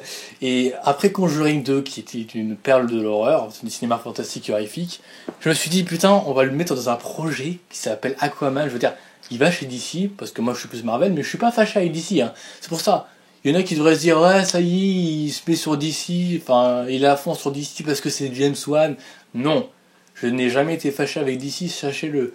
Je veux dire, Wonder Woman, je l'avais mis dans mon top, hein. Il me semble l'an dernier, je crois qu'il était sorti en 2017 ou 2016, je sais plus, mais je l'avais mis dans un top. Pareil, Batman vs Superman, je l'aime bien. Voilà, je veux dire, Man of Steel, je m'en fous un peu. Bon, on va pas parler de Suicide Squad ni de Justice League, mais voilà, je veux dire, je suis pas fâché avec DC. Et je veux même vous dire que j'ai revu Wonder Woman une deuxième fois, j'ai trouvé le film génial. Autant la première fois je trouvais moyen, mais la deuxième fois j'ai trouvé génial. J'ai même acheté en Blu-ray pour vous dire. Mais voilà, je veux dire, je suis pas fâché avec DC, j'aime beaucoup les films DC quand c'est bien fait, et Wonder Woman était très cool. Et j'avoue que j'aurais du mal à départager Aquaman et Wonder Woman, parce que les deux je les aime beaucoup beaucoup. Et même si je préfère presque Aquaman, mais je suis pas objectif, donc voilà. Et d'ailleurs j'ai même envie de dire, parce que moi si je suis du côté Marvel, j'ai même envie de dire, même si je suis fan du MCU, je préfère beaucoup plus Aquaman à Black Panther. Black Panther, il n'est pas dans mon top, spoiler, mais voilà, Black Panther, j'ai trouvé très sympa, même s'il est largement surcoté, on va se calmer tout de suite. Beaucoup trop surcoté Black Panther, c'est pas mauvais, hein, j'aime bien Black Panther, hein. Je trouve très sympa, très beau aussi, pas forcément partout, mais très beau quand même. Il est intéressant, mais Aquaman est vachement plus intéressant. Pourquoi? Et je vais dire ça par rapport au méchant, qui est joué par Patrick Wilson. James Wan t'a fait jouer Patrick Wilson en méchant, mais je t'aime! T'as fait jouer Patrick Wilson en méchant! Mais c'est génial! En plus, je me suis même pas rendu compte au premier visionnage, mais j'ai lu qu'apparemment, Lee Whannell, qui est un grand collègue de James Wan depuis le tout début, ils ont fait leurs études ensemble, ils sont très amis, ils sont très collègues, etc. Je me suis dit, Lee Whannell, il est dans ce film? Genre, au début, je ne le savais pas. Et c'est en me renseignant sur Lee Whannell et son film Upgrade, qui est sorti l'an dernier en 2018, du coup. Moi, je dis l'an dernier parce qu'on est en 2019, lol. Mais il avait sorti un film qui s'appelle Upgrade, et qui était très sympathique. Et je me suis dit, mais est-ce que ils ont perdu contact, eux deux, Lee Whannell et James Wan? Et du coup, non! Ils jouent le pilote! Alors, au début, je me suis dit, quel pilote? Enfin, c'est un pilote qui a un casque et tout, on l'aurait pas reconnu. Mais non! C'est le pilote de l'avion quand ils vont dans le désert du Sahara. Et je me suis dit, ah, c'est lui! Mais je t'aime! James Wan qui donne un petit rôle à Lee Whannell. Je vous aime tous les deux. C'est génial. Je me suis dit, ah, c'est lui, mais c'est génial. Enfin bref, pour ça je suis absolument pas objectif, parce que je me suis dit, ça, c'est génial. Bref, je vais dire beaucoup trop de fois, c'est génial. Mais bon, c'est génial! Bref, pour revenir au méchant qui est joué par Patrick Wilson, merci. Du coup, le méchant est ultra intéressant. Je veux dire, le méchant, alors déjà, il veut avoir le trône parce qu'il pense devoir l'hériter. Bonjour Black Panther. Sauf que, dans Black Panther, il veut le trône parce qu'il s'en pense digne. Et puis, avec toutes les marques qu'il a combattu toute sa vie, il a fait plein de morts et tout pour avoir ce trône. Lui, il est déterminé parce qu'il pense que les surfaciens, donc nous, qui sont à la surface, surfaciens, on est des cons. Parce que, enfin, on est des cons, on est vraiment des mecs qui prennent pas soin de la nature parce que il y a un message écologique. On parle de la nature, enfin, des déchets qui sont mis dans l'océan et qui polluent l'océan et qui font chier, comme ils diraient les frères et sœurs, etc. Enfin, voilà, les habitants de l'océan, quoi. Et donc, du coup, on comprend mieux pourquoi il y a des raz-de-marée, parce que du coup, ils créent des raz-de-marée dans les villes parce que justement, les surfaciens le font chier avec la nature, avec leurs sachets, leurs détritus, tout. C'est un message écologique. Donc du coup, cette affiche, je sais pas si elle est au courant du scénario, mais si c'était juste pour parodier, elle pensait pas si bien faire, du coup. Du coup, le méchant d'Aquaman est bien plus intéressant que celui de Black Panther. Et voilà, peut-être que je suis pas objectif, mais je m'en fous parce que je le trouve bien plus intéressant. Et ce message écologique qui explique tellement de choses. Et donc du coup, parlons des CGI, parce que beaucoup diront « Ah, mais le film, il est moche, oh, ça fait trop de CGI, ça fait trop faux, c'est horrible. » D'un côté, je peux comprendre. D'un autre côté, je me dis, il faut qu'il y ait un effet sous l'eau. Pour avoir un effet sous l'eau, il faut que ce soit un peu trouble et que ça ait quelques déformations, quelques légères déformations dans l'image. Du coup, l'aspect trouble, ça décontraste l'image. Du coup, il y a des moments, même moi, je me suis dit, c'est un peu bizarre l'image, mais en final, tu te dis, mais c'est normal. Il y a un côté déjà artistique, il y a un parti pris dans le film, enfin, il y a une volonté artistique de vouloir faire cette image, de vouloir l'éclaircir, de vouloir faire de la féerie, parce que on est d'accord que sous l'eau, quand on regarde sous l'eau, l'océan c'est sombre, c'est pas aussi féerique et éclairé. Là, toutes les lumières sont accentuées, toutes les couleurs sont accentuées, ce qui fait que le film est ultra coloré Et donc du coup, bah, il est riche visuellement, hein, de toute façon. Mais voilà, le film veut faire un univers féerique, un univers iconique. Le film veut absolument tout iconiser, et il arrive très bien à le faire d'ailleurs. Et je trouve ce film magnifique quand même. Je suis d'accord qu'il y a des plans, on pourrait se dire ça aurait pu se faire sans CGI, genre le plan, le phare et la mer. Je veux dire, la mer et tout, on sait que c'est du faux, mais c'est pas grave. Moi, ça m'a pas plus sorti du film que ça, je suis désolé. Et puis au bout d'un moment, il faut passer outre le côté technique. Après, évidemment, dans un univers solo, tu peux pas t'en empêcher de te dire, bah c'est des CGI, on sait que c'est faux. Je veux dire, Ready Player One par exemple, même si je préfère les effets spéciaux de Ready Player One qui sont bien plus réussis, mais c'est un univers beaucoup plus réaliste. Parce que il y a des trucs de réalisme. Je veux dire, là, c'est sous-marin. Il n'y a rien de réaliste. Et là, on dirait même le Seigneur des Anneaux non plus, c'était pas réaliste. Oui, mais là, c'est sous l'eau, les gars. C'est sous l'eau. C'est genre chaud à faire. Et ils ont dit que c'était un défi technique à faire, et ils l'ont dit. Et quand tu vois le making-of, c'est vraiment, mais ça l'a vraiment compliqué, quoi. Il y a des moments où les acteurs ils ont dû faire des gestes vraiment précis pour que ça ait l'illusion qu'ils aient l'illusion d'être un peu dans le terre, quoi, en train de nager, quoi. Et moi, je trouve ça absolument génial. Donc visuellement, j'ai pas trop à redire. Bon, c'est pas les meilleurs effets spéciaux de 2018. Et d'ailleurs, il a pas été admis en compétition, en nomination aux Oscars des meilleurs effets spéciaux pour les Oscars de 2019. Je suis absolument déçu. Même Jameson, elle a dit, je suis, mais c'est honteux. Mais je trouve pas ça spécialement honteux. Je m'en fous un peu parce que les Oscars, j'en suis un peu indifférent d'un côté. C'est jamais vraiment légitime en vrai, et c'est un petit peu trop superficiel, enfin voilà. Bon, je vais pas rentrer dans le détail des Oscars. Et puis voilà quoi, puis passer outre le côté technique, rêver un peu, putain, c'est quand même beau. D'ailleurs, il y a une scène où on voit Annabelle, parce qu'au début je l'avais pas vu, et j'ai entendu des échos, comme quoi il disait qu'il y a une référence à Conjuring, et que c'était Annabelle. Et effectivement, quand il commence à vouloir prendre un vaisseau dans un espèce de petit hangar, ils sortent le vaisseau, il y a un plan à l'extérieur, où on voit Annabelle, bon, c'est assez subliminal, je veux dire, faut pas cligner des yeux à ce moment-là, mais oui, on voit effectivement Annabelle. C'est très petit, c'est très fin, mais ça fait plaisir, petite référence comme ça. J'avoue, il y a deux scènes qui m'ont un peu déçu, je me suis dit, ouais, c'est pas ouf. La scène du sous-marin, où il y a les deux, il y a Black Manta, enfin le futur Black Manta, et son père. Leur relation est pas ouf, depuis il parle d'un couteau, je crois qu'il est pas vraiment réutilisé après. Et même je trouve leur relation pas assez bien faite. Je trouve leur relation pas assez poussée, c'est pas assez exploité. Du coup, bah on y croit moyen à leur relation. On sait qu'ils sont père et fils, mais on n'y croit pas trop. C'est dommage. Du coup, la mort de son père, ben oui, il y a la mort de son père, mais de toute façon c'est le début du film, donc c'est pas grave. C'est ce qui va créer Black Manta justement.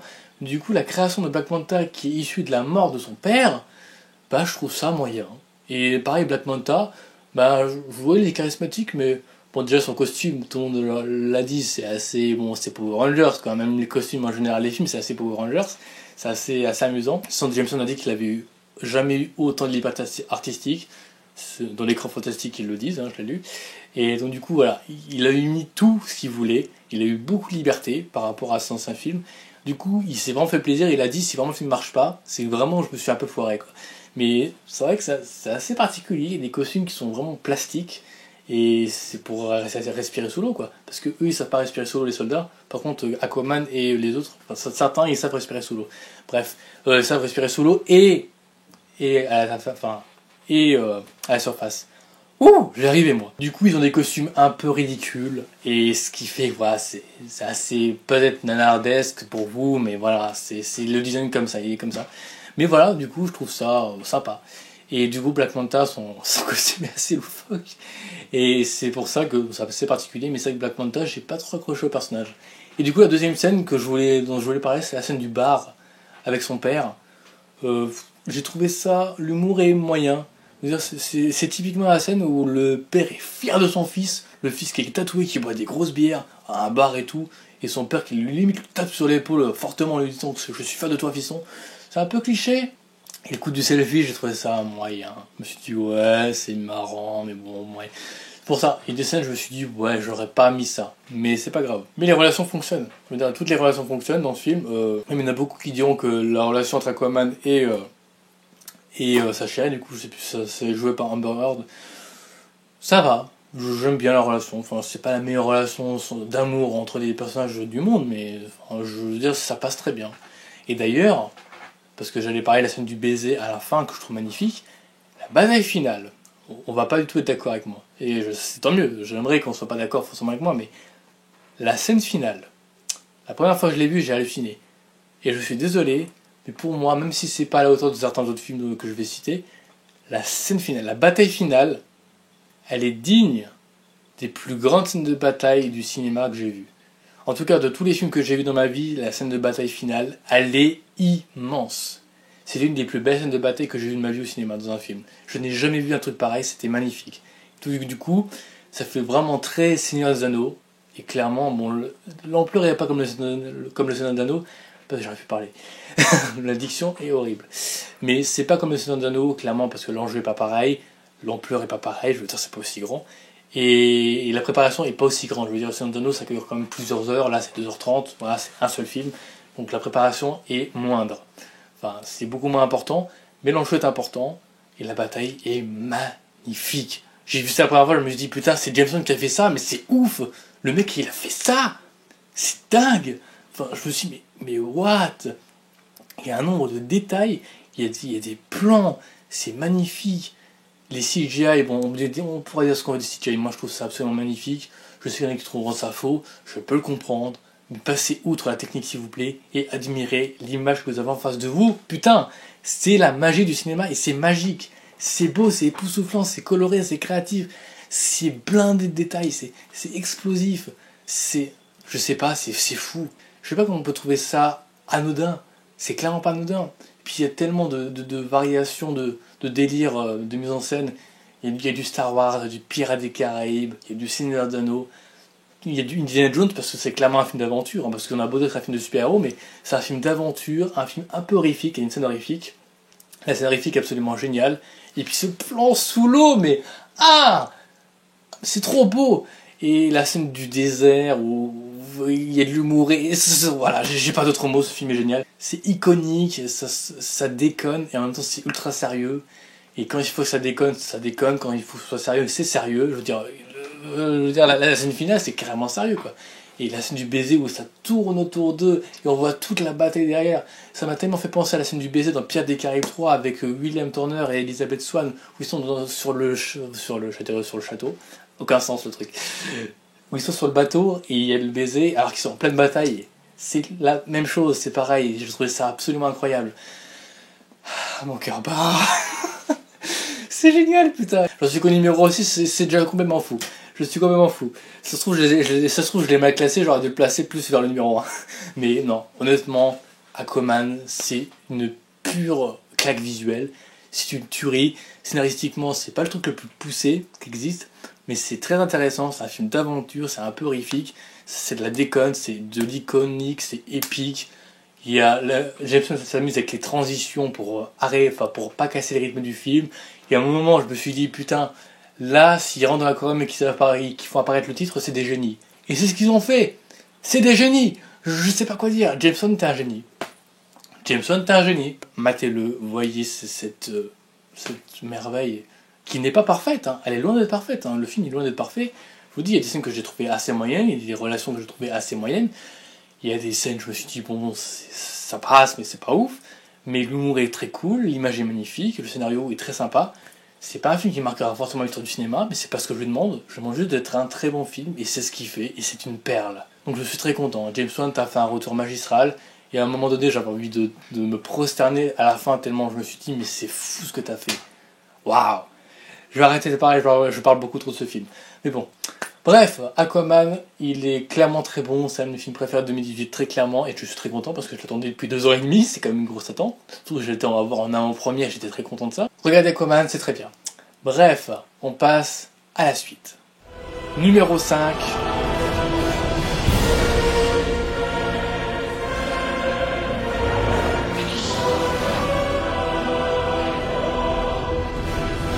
Jurassic World de J.A. Bayona. Bienvenue à Jurassic World. Je ne m'y attendais absolument pas. Mais quand je vous dis absolument pas, je ne m'y attendais pas du tout. Je veux dire, j'allais, je me suis dit ouais c'est Jurassic World, bon le premier c'est sympathique, en plus je l'ai revu avant de voir le deuxième, c'est un bel hommage, mais je m'en fous. Alors je suis pas légitime parce que j'ai pas vu tous les Jurassic Park, faut se dire que déjà je suis pas très grand fan de Jurassic Park. Je fais partie de ces gens qui regardent Jurassic Park en mode ouais c'est très sympa, mais pas en mode ouais c'est un chef-d'œuvre, c'est ouf. Non, je suis pas du tout de cet avis-là. Je revendique pas sa qualité et son statut de chef-d'œuvre. Hein. J'ai juste que c'est pas mon délire plus que ça. C'est sympathique, mais je regarde pas ça en mode étoile dans les yeux, quoi, comme beaucoup d'entre vous, je pense. Mais voilà, donc du coup, Jurassic Park, je suis pas fan du premier. Le 2, je l'ai pas vu en entier, parce que au bout d'un moment, je me suis endormi devant, mais c'est parce que j'étais à moitié crevé, et j'ai pas vu le 3. Du coup, j'ai vu Jurassic World, le premier du nom, que je trouvais sympathique sans plus, en finale, parce que la première fois que je l'avais vu, je l'avais trouvé très cool. Et là, vient Jurassic World Fallen Kingdom. Et putain de merde, je m'attendais pas à une aussi grosse claque. C'est clairement, et je suis désolé, mon Jurassic Park, entre guillemets, préféré. Vraiment, je n'en reviens pas. Il y a tout qui m'a parlé dans ce film. Et il y en a beaucoup qui vont critiquer, je sais pas du tout ce que les gens critiquent. À part peut-être la fin où on se dit, mais c'est des animaux sauvages, enfin c'est des animaux qui sont pas faits pour être dans notre époque, donc arrêtez de les mettre dans notre époque. Sauf que moi je trouve la fin très cool, je me suis dit, putain, mais le 3 il va être ouf. Je veux dire, il va y avoir une thématique vraiment ultra intéressante. Et déjà dans ce film, c'est ultra intéressant. Il y a des messages sur les animaux, sur le fait de ne pas les abandonner. Il y a des messages sur le fait que, oh mon dieu, le truc va se faire détruire, il faut les sauver. Donc on sauve l'espèce animale. Sauf qu'il y a un mec qui veut les revendre. Et donc du coup, ça va créer des discussions et des trucs. C'est ultra intéressant. Il y a des thématiques fortes dans ce film. Il y a un message fort sur les animaux, etc. Je trouve ça vraiment très bien. Il y a un message de tolérance sur les animaux. Il y a un message de, voilà, il faut sauver les animaux, il faut pas les vendre. Et il y a un message sur l'humanité. On dirait vraiment des connards des fois. Parce qu'on veut à tout prix acheter le truc alors que ça ne sert à rien, quoi. Et le personnage con, parce que je sais que la scène là on a fait beaucoup parler, mais la scène où le personnage a récupéré la dent dans la cage où le dinosaure était dedans, dinosaure, je précise, intelligent, hein, n'empêche, et ils se sont dit, oh mais il a récupéré la dent, mais il est con. Oui, il est con. Le personnage est con. Effectivement, vous l'avez remarqué.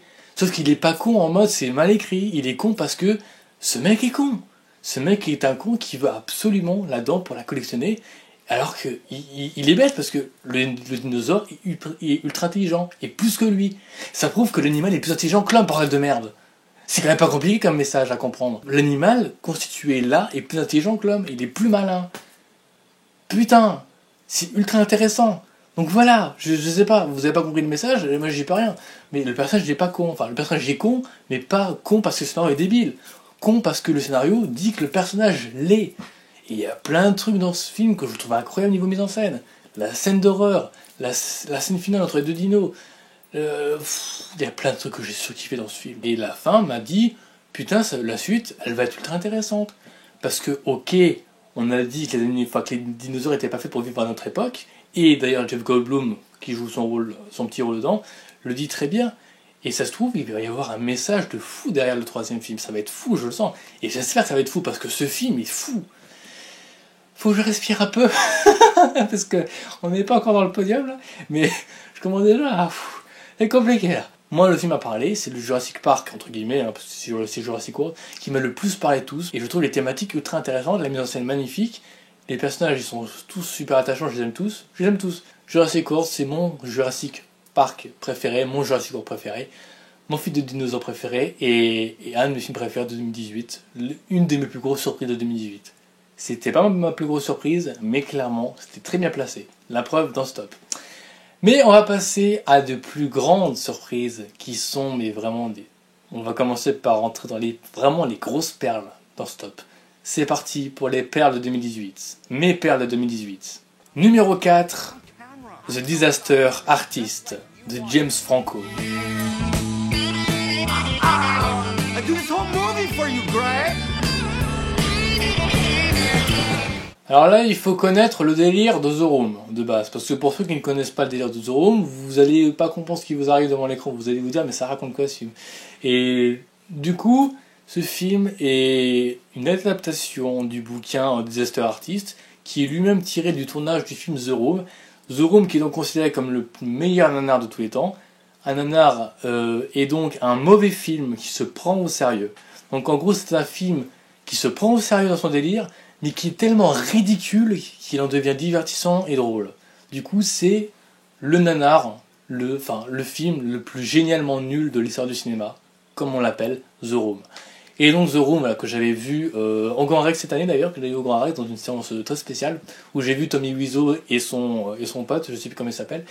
Et donc du coup, voilà, Tommy Wiseau, qui est le réalisateur de The Room, et qui a fait beaucoup parler de lui, et qui voilà, est devenu célèbre parce que son film est le film le plus génialement nul, le meilleur nanar de l'histoire du cinéma, voilà, élu comme. Et donc du coup, le film reprend son histoire du tournage de The Room. C'est pour ça que si vous n'avez pas revu The Room, regardez d'abord The Room, et ensuite vous pourrez voir The Disaster Artist, qui reprend tellement de thématiques très intéressantes, déjà qui reprend le personnage. James Franco, t'es un génie, parce que vraiment, même ton pote, ton collègue, même si c'est trop jeune, je veux dire, tous ces acteurs qui sont incarnés parfaitement, je veux dire, ils incarnent parfaitement James Franco qui se cache tellement bien derrière Tommy Wiseau, j'ai du mal à parler, c'est génial, et il se cache tellement bien derrière Tommy Wiseau, je trouve ça incroyable. Il a un talent, James Franco, d'acteur, c'est fou, on y croit à 100%, c'est un génie. Il a adapté sa tête de façon tellement fanatique et ultra sérieuse, genre, il s'est mis vraiment à fond sur le projet, il a vraiment voulu faire un truc de fan, un vrai truc, un truc réussi. Il a réussi, c'est fou. Il y a des messages d'amitié, de rêve, d'ambition, de pas lâcher, et c'est tellement bien branlé, enfin je veux dire c'est tellement bien fait, c'est tellement... Et tu te rends compte comment était Tommy Wiseau avant, et ça t'explique plein de trucs, la relation entre les deux personnages, comment a été fait le projet, comment le tournage était catastrophique, comment a été la réaction, et la fin est magnifique. La fin sublime de le tout, avec en plus des images d'archives. Alors déjà, on n'est pas objectif parce que dès qu'il y a des images d'archives, déjà t'as les larmes qui coulent. Moi ça n'avait pas été mon cas, mais c'était pas loin. Mais quand t'es fan du cinéma, quand t'aimes le cinéma, quand t'aimes les tournages de films, quand t'aimes les films, tu es obligé d'aimer ce film. D'ailleurs c'est un film à regarder en VO. Je sais qu'il y a une version française de ce film. À quoi ça sert une version française ?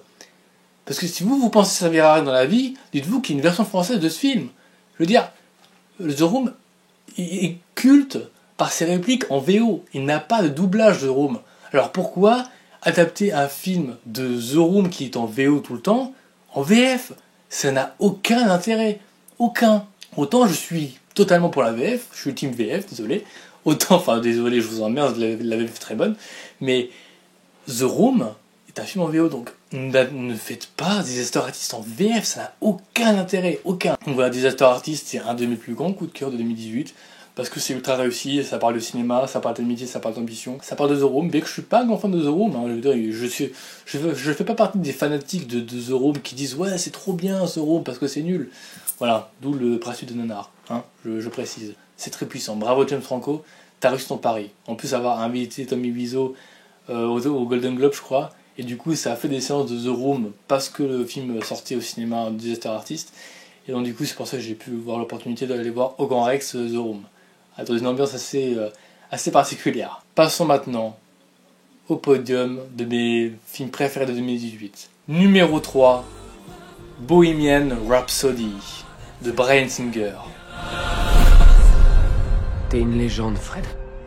On est tous des légendes.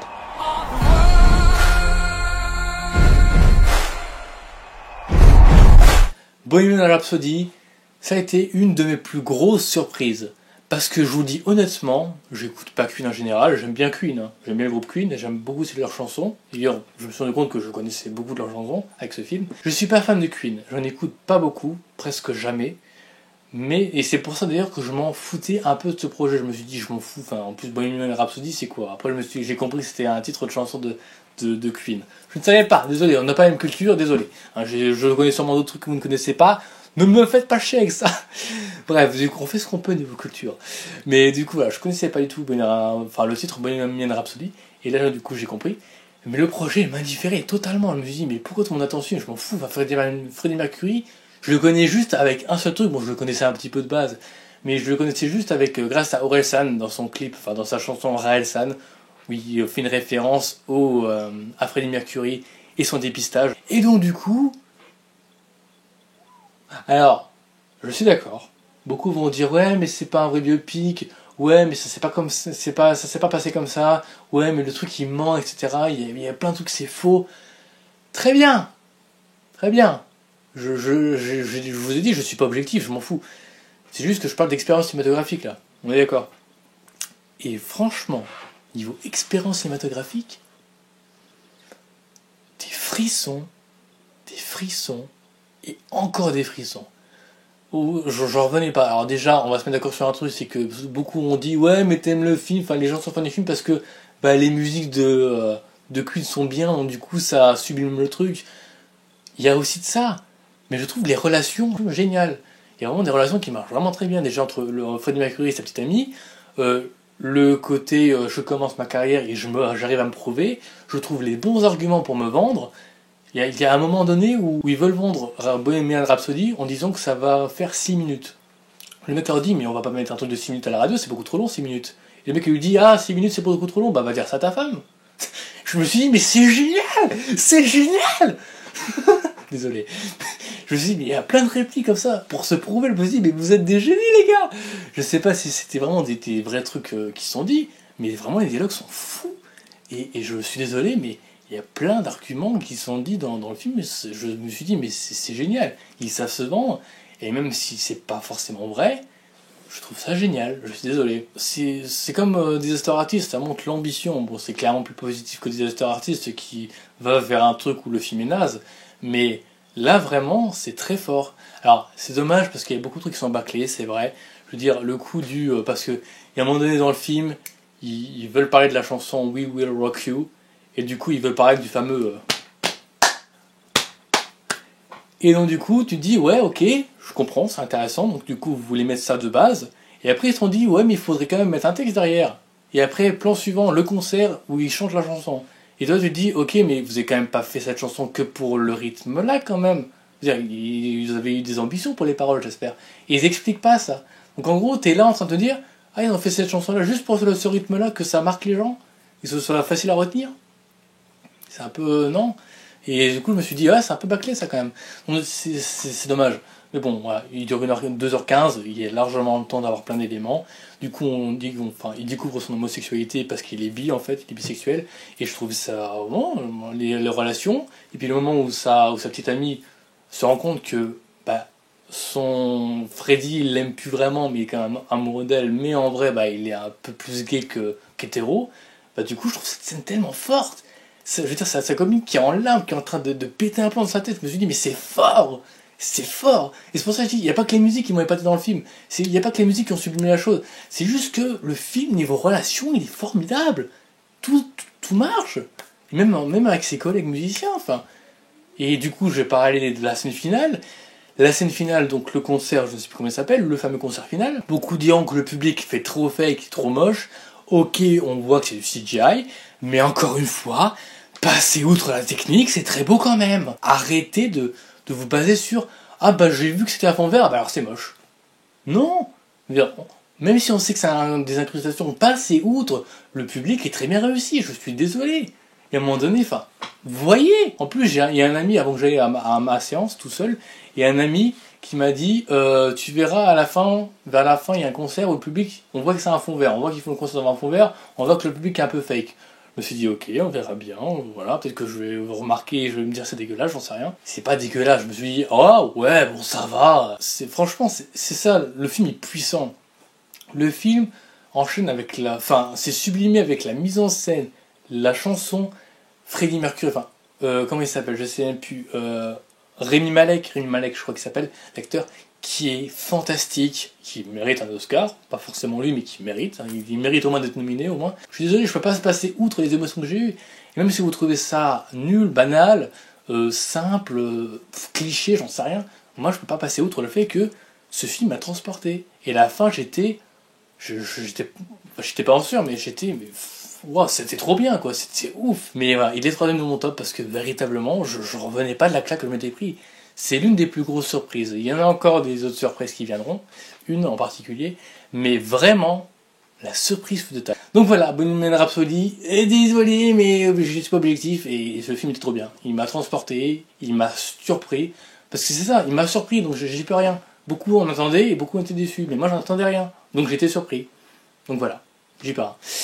Voilà, donc voilà, Bohemian Rhapsody, mon troisième film préféré de 2018, très clairement. Et donc du coup, on va passer au deuxième, qui n'est pas très original. Le deuxième, je pense que beaucoup savent ce que c'est, hein? Non, vous savez très bien ce que c'est.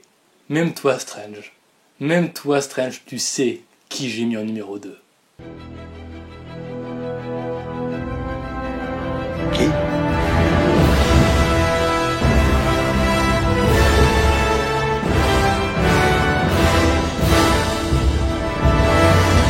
Avengers Infinity War. Bitch. Je suis un enfant, je suis désolé. Il est stylé quand même. Je suis content. Voilà, je vais m'amuser pendant 1h30. Voilà, fuck, les rageux. Alors, je suis désolé, mais oui, je n'ai pas eu le choix. J'ai dû mettre, il est trop beau ce grand. Je suis un enfant là actuellement. Du coup, Avengers Infinity War était évidemment ma plus grosse attente. Ma plus grosse attente de 2018, parce que c'est clairement 10 ans d'aboutissement du MCU. Et que déjà, voilà, déjà en 2016, j'ai mis un Doctor Strange en numéro 1 et qui est devenu un de mes films préférés du coup. Et sans déconner, déjà je pensais mettre le numéro 1, parce qu'il y a un autre film qui a été un peu plus fort que celui-là, mais enfin qui m'a beaucoup plus touché que celui-là. Mais je suis désolé, mais c'était trop bien. Avengers Infinity War, c'était fou. Alors, je dirais pas que c'était fou parce que, oh là là, c'est un film du MCU et c'est plein d'actions de boum boum. Non, très clairement pas. Puis en plus, Thanos, il est ultra intéressant comme personnage. Puis le coup d'Hyper Infinity, c'est déjà ultra fascinant parce que tu peux contrôler la réalité et tout, tu peux contrôler l'espace, le temps. Perdre du temps, Doctor Strange, dédicace. Voilà. Et du coup, le temps, l'espace, tu peux maîtriser, tu peux avoir des pouvoirs, tu peux maîtriser l'âme et l'esprit. Tu peux maîtriser plein de trucs. Et du coup, le fait que claquement de doigts et boum, ça extermine la moitié de l'humanité, enfin de l'univers en tout cas, c'est ultra fascinant. Et du coup, il y a vraiment un message politique derrière. Bon, tous les films ont un peu un message politique, hein. Mais il suffit de voir la vidéo d'Inzo Panda sur ça, qui en parle très bien. Et là, le film il est très politique et c'est ultra intéressant. Je veux dire, bon, j'ai un peu me séparer de ce grand, voilà. Il est magnifique, voilà. Je suis beaucoup trop amoureux de ce grand. Merci beaucoup à mes parents de m'avoir offert à Noël. Je le mets sur les genoux, du coup. Bref. Donc du coup, voilà. Thanos est ultra intéressant et je trouve en plus c'est pas un vrai méchant, c'est un petit peu un anti-héros, je veux dire. Il est gentil mais il a une ambition de faire le bien et ce qui le rend flippant mais en même temps ultra intéressant, ultra attachant. Et c'est pour ça que c'est un méchant absolument génial. Il parle vraiment comme un mec qui sait ce qu'il veut et qui est ultra intelligent. Je veux dire, on voit vraiment que le mec a cette ambition et qu'il a non seulement qu'il a toute sa tête mais en plus qu'il a pas toute sa tête parce qu'il pense faire le bien et on le comprend mais on sait que c'est mauvais donc il est fou. Aïe, il est fou à nos yeux. Donc c'est pour ça que c'est vraiment ultra intéressant. Bref, donc voilà, Thanos, vraiment un des meilleurs méchants du MCU. Vraiment, si ce n'est peut-être le meilleur, hein, n'empêche. Et donc du coup, voilà, le rassemblement des Avengers et de ceux qui ne sont pas encore croisés, à savoir les Gardiens de la Galaxie qui ne les ont pas encore croisés, les ping-pong entre eux, comment ils se croisent, etc., les batailles. Bon, c'est clairement pas la plus belle bataille finale de l'histoire du cinéma, hein, très clairement pas. Je veux dire, Aquaman a fait déjà mieux niveau mise en scène, je trouve, et Ready Player One, pareil, vraiment. Donc là, on sent que c'est ambitieux, mais que ça va pas non plus assez loin niveau scène de bataille, mais c'est quand même magnifique. Et la fin, mais qui s'y attendait? Alors, le fait est que la fin, beaucoup ont chialé pour Tony Parker, pour Peter Parker, putain Tony Parker, qu'est-ce que je raconte? Tony Stark, Tony Parker, Spider-Man, Peter Parker, il y a un petit lien? Non, pas du tout. Du coup, tout le monde a chialé pour Peter Parker à la fin, parce que tout le monde s'est dit, putain, il est en cendres, il est en train de mourir dans les bras de son mentor, de Tony Stark. Et en fait, je me suis dit, mais quand j'ai vu Strange, je me suis dit, non, ils sont pas morts. Pourtant, ils partent en cendres, hein. Mais le premier truc que je me suis dit en voyant le film, je me suis dit, mais non, ils sont pas morts. Ils les envoient dans une dimension. Parce qu'on sait qu'il va y avoir d'autres films avec eux. Et là, beaucoup se sont dit, ouais, mais finalement, la fin du film, elle est ambitieuse, mais pas trop, parce qu'ils vont tous revenir, donc voilà. Mais je pense pas qu'ils vont revenir dans cette réalité-là. Je pense qu'ils vont créer différentes réalités, ou bien remonter le temps dans différentes réalités pour les remettre dans le film. Je pense pas qu'ils vont les remettre dans cette même réalité. Donc je pense qu'ils vont faire un ping-pong sur les différentes dimensions de réalité pour les réincorporer dans le film. Et ce serait beaucoup moins con que ce que vous pensez. Parce que le MCU il est très clairement loin d'être con. Je suis désolé, c'est pas cohérent à 100%. Mais vraiment, il y a des ambitions de fou. Et c'est pour ça. Beaucoup vont dire, ouais, t'as mis ce film au numéro 2, mais ça y est, t'es même pas en récit futur, que les blockbusters, t'aimes que les gros blockbusters américains, t'es vraiment nul. Je suis désolé de vous dire ça, mais que vous le vouliez ou non, les Avengers et le MCU, ça a beau être des milliards de dollars dans le monde, on s'en fout. Ça a mis une empreinte tellement incroyable. Ça a marqué, enfin, ça a eu une empreinte, une marque au stylo indélébile, je suis désolé, dans la pop culture française et dans la pop culture mondiale. Vous aurez beau dire ce que vous voulez sur le fait que ce soit fait par une production en Afrique, par une machine à pognon, par des tout ce que vous voulez, ça va marquer l'histoire du cinéma. Et ce film va, que vous le voyez ou non, marquer l'histoire du cinéma. et Endgame qui va arriver en avril 2019 dans pas longtemps. Donc du coup, alors je fais cette vidéo dans 4 mois. Je sais pas comment il sera, mais s'il sera très bon, il marquera sans doute l'histoire du cinéma, oui. Et vous aurez beau dire ce que vous voulez, que c'est des films à pognon et des trucs juste boum boum, machin. Si vous voulez. Mais entre nous, si vous trouvez que ce film c'est juste du boum boum avec un méchant badass, c'est que vous n'avez pas compris le MCU, ou juste que vous n'avez pas vu les autres films du MCU. Parce que beaucoup diront que ouais, mais les films là, faut avoir vu les autres films avant alors qu'on peut pas les voir tout seul. Hein, c'est une saga. C'est le principe. Ne me dites pas que vous regardez Star Wars 6, juste Star Wars 6 sans avoir vu les autres avant. Ne me dites pas ça. Il paraît pour d'autres sagas. Harry Potter, vous avez pas vu le dernier en mode oh, je m'en fous des autres films avant. Non, c'est une saga. C'est le principe. Et donc, jouez au jeu. Et même pas jouer au jeu, jouer à leur jeu. Enfin, c'est comme ça. Et c'est pas autrement. Et c'est pour ça que ceux qui diront que ouais, mais les personnages ils sont bâclés et tout, ils sont pas assez. Ils ont eu leur film avant, donc vos gueules. C'est normal. Enfin, je suis vulgaire parce qu'il y a vraiment des gens comme ça et ça me gonfle. Donc j'avais vraiment envie de dire que c'est normal. Et qu'il faut suivre, c'est une saga. Et que vous aurez beau dire ce que vous voulez, ça va marquer la pop culture. Et d'ailleurs, en parlant de ça, eh ben oui, Stan Lee est décédé. Ça m'a fait très mal. Et j'avoue que j'ai un peu chialé quand même, parce que je me suis dit, putain, sans lui, il n'y aurait pas de ça. Donc Stan Lee, je suis impressionné. Je suis impressionné, parce que vraiment, sans lui, il n'y aurait pas tout ça. Et en vrai, ça, il est décédé à un très bel âge de 95 ans. C'est très bien, je suis très content. Il a un repos bien mérité, et je suis content de l'héritage qu'il laisse. On va sans doute encore voir son cameo dans Captain Marvel dans pas longtemps, en mars. Et du coup, dans Avengers Endgame, qui sera le dernier de la phase 3. Et peut-être aussi dans Spider-Man The Far From Home, qui sortira aussi cette année, il me semble, en 2019. Qui sera promis de la phase 4. Et je suis vraiment... Voilà, j'ai été assez attristé, mais en même temps, j'ai été impressionné. Donc voilà, merci beaucoup Stan Lee. Tu regarderas pas cette vidéo forcément. Je sais pas si tu vas aussi à YouTube là-haut. Mais en tout cas, merci beaucoup. Juste merci. Et genre, bravo. Tout simplement, je suis épaté. Une si belle carrière. J'ai lu aucun comics, j'en suis conscient. Mais de ce que je vois dans les films, c'est un univers de taré. C'est un univers de malade mental qui est ultra fascinant. Et ce gant de l'infini entre mes mains,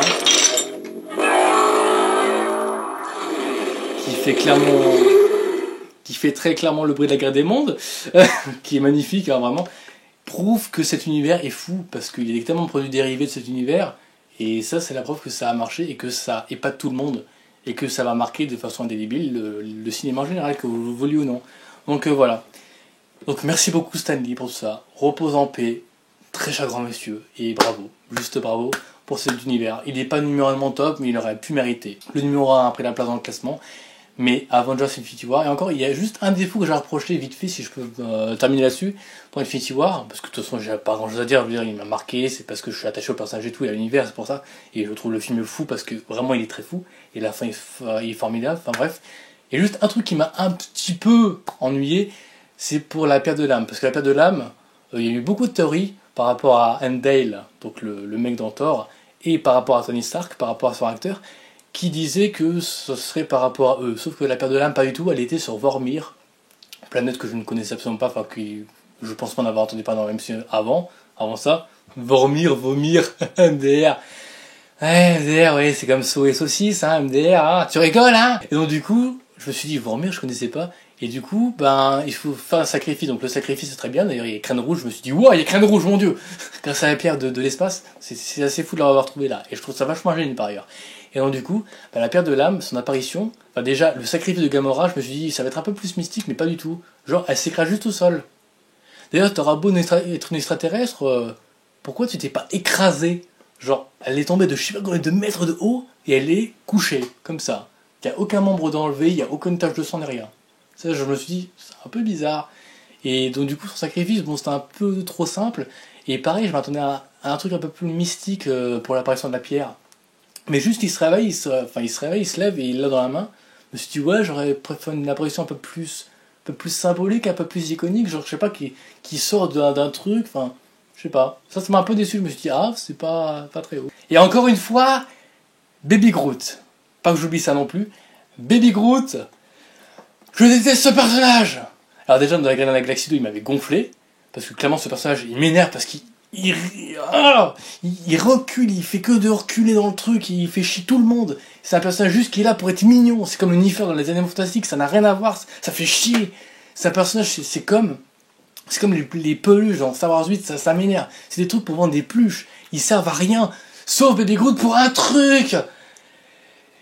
Il fait le manche de la hache de Stormbreaker, je crois, la hache de Thor. Je me suis dit, non, il sert à quelque chose. Je voulais pas qu'il serve à quelque chose, putain. Il m'énerve tellement, j'avais tellement envie qu'il serve à rien. Et tout le long du film, il ne sert à rien. Il sert pour un truc ultra utile. Je me suis dit, non. Mais bref. Mais du coup, voilà, le personnage de Baby Groot ne sert à rien. C'est pour vendre des pluches, pour faire dire comme une de 14 ans, oh, il est trop mignon, il fait des bêtises. Et je suis plus content qu'il ait pas un grand rôle, mais malheureusement, il a une utilité formidable. Et encore une fois, on l'a fini. Il est très discret. Merci. Il est très discret. Il fait des bruits de métal, putain. C'est beau, mon dieu. C'est très beau. Bref, mais chut, ta gueule. Du coup, là, qu'est-ce que vous voulez que je vous dise? Avengers Infinity War, c'est un de mes films préférés de l'année, et c'est un de mes films préférés aussi. Parce que le numéro 1 aussi sera aussi un de mes films préférés. Il a battu des records de fou, il est 4ème mondial au box-office mondial, sans inflation comprise. Mais voilà, il a acquis 2 milliards, 2,04 milliards, pardon. Donc pas loin derrière Star Wars 7, mais voilà. Un succès mondial pour un film fou. Un monstre du cinéma d'action, un monstre du cinéma de super-héros et d'action. Et mon film de super-héros préféré de l'année, clairement. Même si Spider-Man New Generation, bon, Into the Spider-Verse, était clairement fou, mais Avengers Infinity War, c'est sacré. Mais maintenant, on va passer à ma plus grosse surprise de 2018. Et honnêtement, c'est un film que je suis allé voir un soir avec des potes. J'ai d'abord été voir The Stronger, qui était un film un peu oublié, mais bien sympathique avec Jake Gyllenhaal. Mais du coup, deuxième partie de soirée, on s'était dit, on va aller voir un film que je ne connaissais absolument pas. Je ne savais pas qu'il était sorti. Je ne savais pas du tout de quoi il s'agissait. Je suis rentré dans la salle totalement vierge de toute information sur le film, de son genre, de la photographie, des acteurs, actrices. Je ne savais rien de ce film. Et pour preuve, ça a été une bombe atomique dans ma tête, ça a été la plus grosse claque cinématographique que je me suis prise en cette année 2018. C'est un film qui m'a retourné, qui m'a scotché à mon siège pendant 1h40 de film. Et le pire, c'est que c'est un film français. Numéro 1. Revenge de Coralie Farja.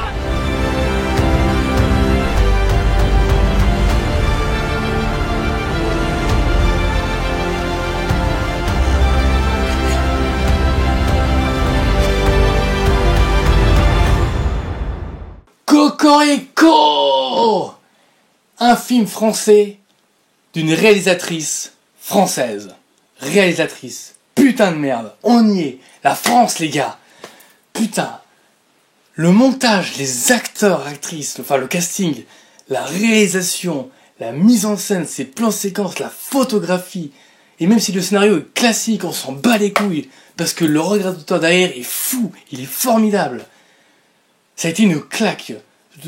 Tout le long, je me suis dit, mais c'est fou, c'est plein de tensions, c'est incroyable. Alors le film est tourné à moitié en anglais, donc l'actrice dans le film et parle en anglais, du coup les acteurs parlent en anglais avec, mais les acteurs sont français. Du coup Mathilda Lutz, épouse-moi, je t'aime. Alors non seulement t'es très belle, mais en plus mais tu joues tellement bien. C'est fou, même les autres acteurs, Vincent Colombe, je sais plus le nom de l'autre qui s'appelait Kevin, je sais plus comment, mais et l'autre un peu plus indifférent, le troisième mec. Donc il y a que 4 acteurs dans le film, 4. Et du coup voilà, je vais pas raconter l'histoire, mais en gros c'est un énorme, c'est comme I Spit on Your Grave. Pour ceux qui connaissent I Spit on Your Grave, c'est le même délire, mais en beaucoup moins, je dirais pas beaucoup moins gore, mais beaucoup moins sadique. Disons que c'est plus sublimé par la mise en scène. Parce que bon, non pas que I Spit on Your Grave n'avait pas de mise en scène. C'est pas ça que je veux dire, c'était un autre genre. C'était de l'horreur complètement. Là, c'est un thriller un peu horrifique, dramatique, qui est sublimé par une photographie, par des plans séquences ultra fluides qui passent partout. En plus, le film s'en bat les couilles, il met de la nudité. Bon, même s'il censure beaucoup, hein, je veux dire, il montre pas toujours la top du mec et il montre pas non plus toutes les parties génitales des acteurs et actrices. Mais voilà, en tout cas, il ose montrer de la nudité, donc il s'en fout, mais il montre des culs partout, voilà. Voilà, tout simplement. Mais non, bon, voilà, c'est une partie du film, mais ça ose. Mais ça ose pas que ça! Ah! J'ai pas d'argument qui me va à l'esprit. Tout le film, il y a une tension permanente. La fille se fait agresser, elle est entre guillemets morte, mais finalement, elle est elle arrive à se remettre. Alors, je sais pas, c'est particulier. Moi, je suis pas médecin, vous non plus, donc je sais pas si ce qui se passe dans le film est possible, mais acceptons que le film le dise et que ce soit possible, c'est pas grave. Mais en tout cas, voilà, elle se réveille alors qu'elle est transpercée, et donc du coup, elle va réussir à s'échapper et elle va essayer de revoir de revoir les mecs qui la poursuivent du coup, parce que les mecs voient qu'elle est encore en vie finalement, donc ils vont essayer de la poursuivre. Et c'est fou. C'est une énorme course-poursuite dans le désert rocheux. Et c'est à celui qui saura le mieux gérer sa cible, qui sera le mieux visé, qui saura mieux surveiller ses arrières, qui l'emportera. Je ne vous dirai rien sur la fin, je vous ne dirai rien. Mais regardez-le ce film, parce que encore je l'ai vu une fois, un peu une grosse claque. Évidemment, la deuxième fois que je l'ai vu, c'était beaucoup moins stupéfiant parce que je connaissais la fin, je savais comment ça se déroulait, je savais où il y avait des apparitions d'acteurs, où il n'y en avait pas. Donc du coup, j'étais beaucoup moins surpris. Mais la mise en scène, la photographie sublime tout ça, et c'est un point de vue d'un auteur, et c'est fou. Enfin bref, tout est sublimé dans ce film parce qu'il y a un vrai regard d'auteur. Et je me doute que beaucoup reprocheront le fait au film de beaucoup trop exagérer les trucs, sauf que c'est le but. Le film exagère absolument tout. Le film exagère déjà, bon, la semi-mort du personnage. Bon, c'est pas un spoil au début du film, mais la semi-mort du personnage. J'avoue, ça peut paraître exagéré, mais on s'en fout. Et pareil, ça accentue beaucoup les bruitages, ce qui fait que il y a des scènes. Je pense que même dans des films d'horreur, je grimace jamais d'habitude devant les films d'horreur. Et même devant les films en général. Et ce film, il y a une scène qui accentue tellement le bruitage des trucs un peu dégueulasses et qui montre en très gros plan le truc, ça m'a tellement dégoûté. C'est la première fois, et c'est la seule fois d'ailleurs de 2018, où j'ai grimacé devant un film. Mais genre grimacé en mode « Ouh, ça doit faire mal ça !» La magie du montage, elle fonctionne tellement bien. Il y a un vrai ping-pong entre les plans qui fait que ça se passe là, ça se passe pas là, il faut que je vise bien. C'est fou! Et même quand l'actrice, il y a un moment où l'actrice est dans une grotte, je ne dirai pas plus, il y a un montage, parce qu'il y a des trucs psychotiques, il y a un montage, c'est parfait, tout est magnifique. Et c'est pour ça, je ne saurais pas en dire plus, parce que tout est sublime, et j'ai ressenti un truc fou devant ce film. J'étais accroché à mon siège en train de me dire qui c'est qui va survivre. Bref, donc voilà, du coup, Revenge, c'est complètement fou, enfin, ça a été une surprise, mais incroyable. Donc, de toute façon, dès le premier plan, c'était incroyable. Bien que le premier plan soit long, mais le deuxième plan, c'est sûr, c'était incroyable. Et du coup, voilà, je m'attendais à rien de ce film, enfin, je savais même pas qu'il existait de base. Donc merci, mes amis qui me regardent et qui savent que j'étais avec eux à la séance, surtout Nicolas78 qui nous a invités à aller voir ces films-là, dont je n'avais pas du tout la connaissance qu'ils existaient. Et je suis rentré dans la salle complètement vierge de tout, et je suis sorti, mais époustouflé. Je me suis dit, mais c'est fou! Et tout le long du film, c'était... Je m'accroche! Tout va bien, je m'accroche. Enfin voilà, et du coup il a réussi à me dégoûter, à me faire grimacer, et ça m'a épaté. Et après, j'ai su que c'était un film français d'une réalisatrice, c'était fou. Donc Revenge, mais Coralie Farja, mais bravo, c'est ton premier long métrage, tu as fait une tuerie dès le premier long métrage. C'était pas un chef-d'œuvre, vous allez dire, il y a quelques problèmes de rythme par-ci par-là, mais c'est pas grave, mais t'as fait une putain de perle. Vraiment une perle de tension, mais c'est fou. Et pour un premier long métrage, bravo. Si tu te perds sur YouTube et que tu as atterri sur cette vidéo, bravo. Vraiment bravo. Je t'applaudis. Et même Mathilda Lutz, qui est une actrice formidable, je vois des autres films avec elle dans le rôle, mais Mathilda Lutz, franchement, en plus d'être une très jolie femme, voilà, vraiment, c'est une actrice formidable. Et Vincent Colombe, qui a été un petit coup de cœur aussi dans le film, parce qu'il est impressionnant. Il est en même temps, il fait flipper, mais en même temps, tu sens qu'il ose pas trop se confronter à son collègue et tout. Et c'est ça qui rend le personnage assez intéressant.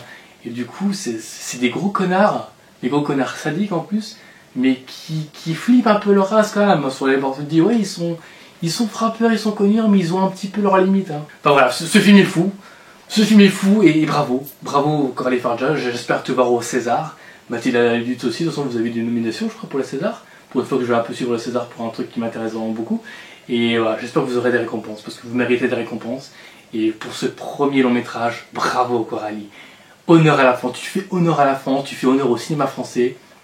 Maintenant, tous ceux qui vont dire que le cinéma français c'est de la merde, vous regardez pas plus loin que le bout de votre nez, vous regardez pas plus loin que les promos de merde qu'on vous fait pour les films de merde. Allez plus loin que ça, allez plus loin que les promos. J'ai été voir 70 films cette année, je suis très content de m'être autant diversifié. C'est la première année où je vais voir autant de films de ma vie, et c'est la première année que je me sens autant cinéphile. Et vraiment, il y a tellement de perles. Et d'après mon top, les premiers films dont j'ai parlé, il y a des films français fous.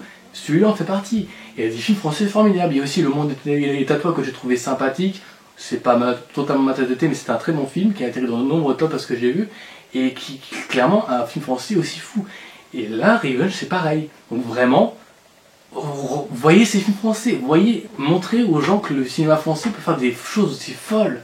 Et je parle de Revenge, d'Astérix, de première année. Là, à l'instant Le Monde de Tatoa comme exemple, mais il y a Mutafukaz, il y a plein d'autres films qui sont sortis en France et qui sont fous. Donc voilà, le cinéma français est en force, ils sont en forme. Il faut les financer, c'est compliqué. Regardez le film de Panda, Genre c'est du cinéma, qui est très intéressant, que j'ai beaucoup aimé, et qui explique le délire que le cinéma français c'est compliqué, mais qu'on peut sortir des bijoux, des perles. Et là, le film en est la preuve. Et là, Cocorico les gars, film français d'une réalisatrice. Et c'est beau, putain. Et Ghostland, c'est pareil. Ghostland que j'ai trouvé très sympathique, il n'est pas dans mon top, mais c'est un film que j'ai trouvé très sympa. Voilà, film français d'horreur, et qui change la donne. Et ça fait plaisir à voir. Donc voilà, pour ce top, je suis très content de vous avoir parlé de tous ces films. Ça m'a fait beaucoup plaisir. Le flop aussi, je suis très content de vous en avoir parlé, même si c'était une mauvaise expérience. Mais en tout cas, voilà, pour toutes ces 15 magnifiques expériences que j'ai eues dans la salle de cinéma en cette année 2018, c'était formidable. On a eu de très bons films, de très bonnes surprises. Et je suis content d'être surpris comme ça, je suis vraiment ravi, j'aimerais être beaucoup plus surpris comme ça. C'est pour ça que dans un sens, c'est un peu con de voir des redondances parfois parce qu'on se cache un peu le film, même si alors moi je suis Infinity War, j'en attendais beaucoup, mais du coup j'étais quand même assez surpris aussi en final. Mais voilà, du coup, si on peut éviter les redondances parfois ça fait du bien, et là pour le coup, Revenge ça m'a fait un bien fou. Bohemian Rhapsody pareil, ça m'a fait un bien fou. Et Jurassic World pareil, parce que je ne m'attendais pas à ces films-là, je ne m'attendais pas à être surpris, et ça fait plaisir d'être surpris. Alors autant des fois on peut se dire, bon je connais pas du tout le synopsis, et ça se trouve il va pas marquer, et il marquera pas forcément, mais quand ça marque, ça fait du bien, ça claque, et c'est beau. Et c'est ça la magie du cinéma. Et c'est pour ça que j'aime le cinéma, c'est que j'aime être surpris comme ça, et ça fait du bien. Et quand on voit que c'est des films français qui font autant d'impact sur le cinéma, la preuve qu'en France on est bon en termes de cinéma, on est bon, on est des cogneurs en France. Et c'est pour ça que la France c'est beau aussi. Donc voilà, ravi de vous avoir parlé de tous ces films et surtout de vous avoir fait découvrir peut-être ce numéro 1 qui est Revenge de Vali Farja. Voyez Revenge, pour ceux qui ne l'ont pas vu, c'est pas forcément important, mais ça vous fera vraiment une expérience je pense. Peut-être que vous accrocherez pas, tant pis pour vous, c'est pas grave. Mais pour ceux qui ont accroché comme moi, voilà, on est tous d'accord que c'est un film formidable et que vraiment il faut le voir quand même. Sur ce, c'est tout pour ce top de mes films préférés, de mes meilleures expériences de 2018. S'il y a des films dans ce top que vous avez mis dans votre flop, je suis désolé pour vous, voilà, je peux comprendre, hein, pour certains films, Jurassic World, Bohemian Rhapsody, ou pour d'autres films, je ne sais pas, va savoir. Donc peut-être que je vous ferai aussi une liste de tous les films que j'ai vus cette année 2018, parce qu'il y en a un bon petit paquet, hein, je vous dis. Hein. J'en ai été voir 70 précisément, et ça fait plaisir, donc du coup j'en aurai beaucoup à vous en parler si j'en parle. Je pense que je vous ferai une troisième vidéo en plus du flop, donc si vous n'avez pas vu le flop, allez le voir. Je vous invite, hein, toutes les pires expériences que j'ai eues au cinéma en cette année 2018. Sachez que je suis très content de vous avoir encore parlé, voilà, de vous avoir parlé après un an sur YouTube. J'aime beaucoup faire ça, même si je suis pas assez présent sur YouTube, mais j'aime beaucoup faire ça quand même, faut pas croire. Donc voilà, je suis très content de vous avoir parlé de tout ça. J'espère que ces vidéos vous auront plu.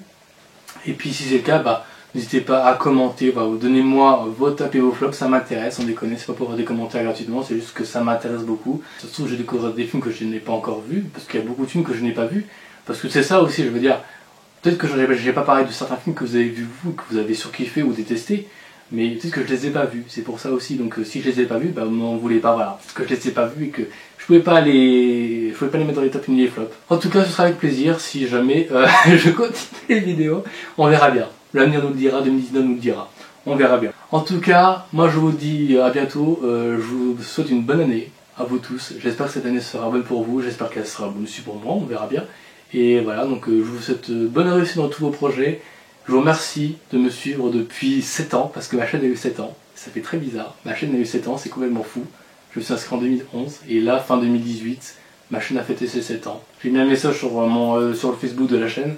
Voilà, pour ceux qui l'ont vu, je vous remercie infiniment. Donc voilà, j'ai ma chaîne YouTube, je l'ai mis en description si vous voulez. Et sachez aussi que j'ai un compte Sens Critique, voilà, où je mets toutes mes notes, toutes mes critiques. Je fais des critiques sur Facebook à l'écrit. C'est des longues critiques, mais je ne détaille pas tout, pas comme en vidéo. Pas comme ici par exemple, sinon ça ferait un gros pavé de chaque domaine de page. Mais voilà, je mets toutes mes critiques sur Facebook et donc sur Sens Critique. Donc si vous voulez voir toutes mes notes, mes top 10, mes listes de films que j'adore le plus, mes top 10 de 2013-2014 et même plus loin, vous pouvez. Et tout sur mon compte Sens Critique. Donc c'est pas vous pour faire la pub, allez-y si vous voulez, c'est juste que si ça vous intéresse, allez voir, parce que j'ai tout au niveau classement et au niveau cinéma. J'ai mon top 10 de séries, mon top 10 de films, mon top 50 même de films que j'ai pu faire. Donc voilà, si ça vous intéresse, mon compte Sens Critique est en lien dans la description de la vidéo. Voilà, je fais de la pub, mais si ça vous intéresse. Et pareil, je suis beaucoup sur Insta, parce que à cette année je me suis dit, tiens, je vais essayer de voir un peu Insta ce que ça donne, et ça m'a beaucoup plu. Et donc du coup je fais pas mal de stories, environ tous les jours, ça dépend. Mais je mets beaucoup de choses sur Instagram, surtout en rapport avec le cinéma, parce que je suis pas du genre à mettre ma vie privée sur Instagram, enfin sur les réseaux sociaux en général. Du coup voilà, si vous voulez me suivre sur Instagram, lien dans la description, voilà, je vous le dis. Ça existe et je suis très présent, donc voilà, si jamais je vous manque un peu sur YouTube, c'est très gentil. D'ailleurs je remercie infiniment, ils se reconnaîtront, mais tous ceux qui m'ont demandé si ça allait, pourquoi j'étais absent, etc. Qui m'ont demandé comment ça allait et pourquoi je faisais plus de vidéos, etc.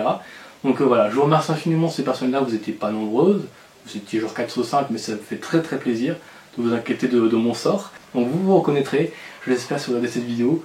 En tout cas, voilà, merci beaucoup. Ça fait très plaisir, je vois que je manque à certains, donc du coup c'est cool. Donc voilà, en vous remerciant d'avoir suivi cette vidéo jusqu'au bout et d'avoir écouté cet homme insupportable pendant je ne sais pas combien de temps. Je ne sais pas combien de temps va durer cette vidéo, elle va être beaucoup trop longue. Mais voilà, en tout cas, sachez que je suis très content et que voilà, bonne année 2019 à vous tous. Et puis moi je vous dis à bientôt pour de nouvelles vidéos. Peut-être à tout à l'heure pour tous les films dont je vais vous parler. À tout de suite pour le flop, peut-être pour ceux qui n'ont pas encore vu le flop. Et puis moi je vous dis à bientôt pour de nouvelles vidéos. Donc passez une excellente matinée, après-midi, soirée, etc. Et moi je vous dis à bientôt pour de nouvelles vidéos avec plaisir. Ciao.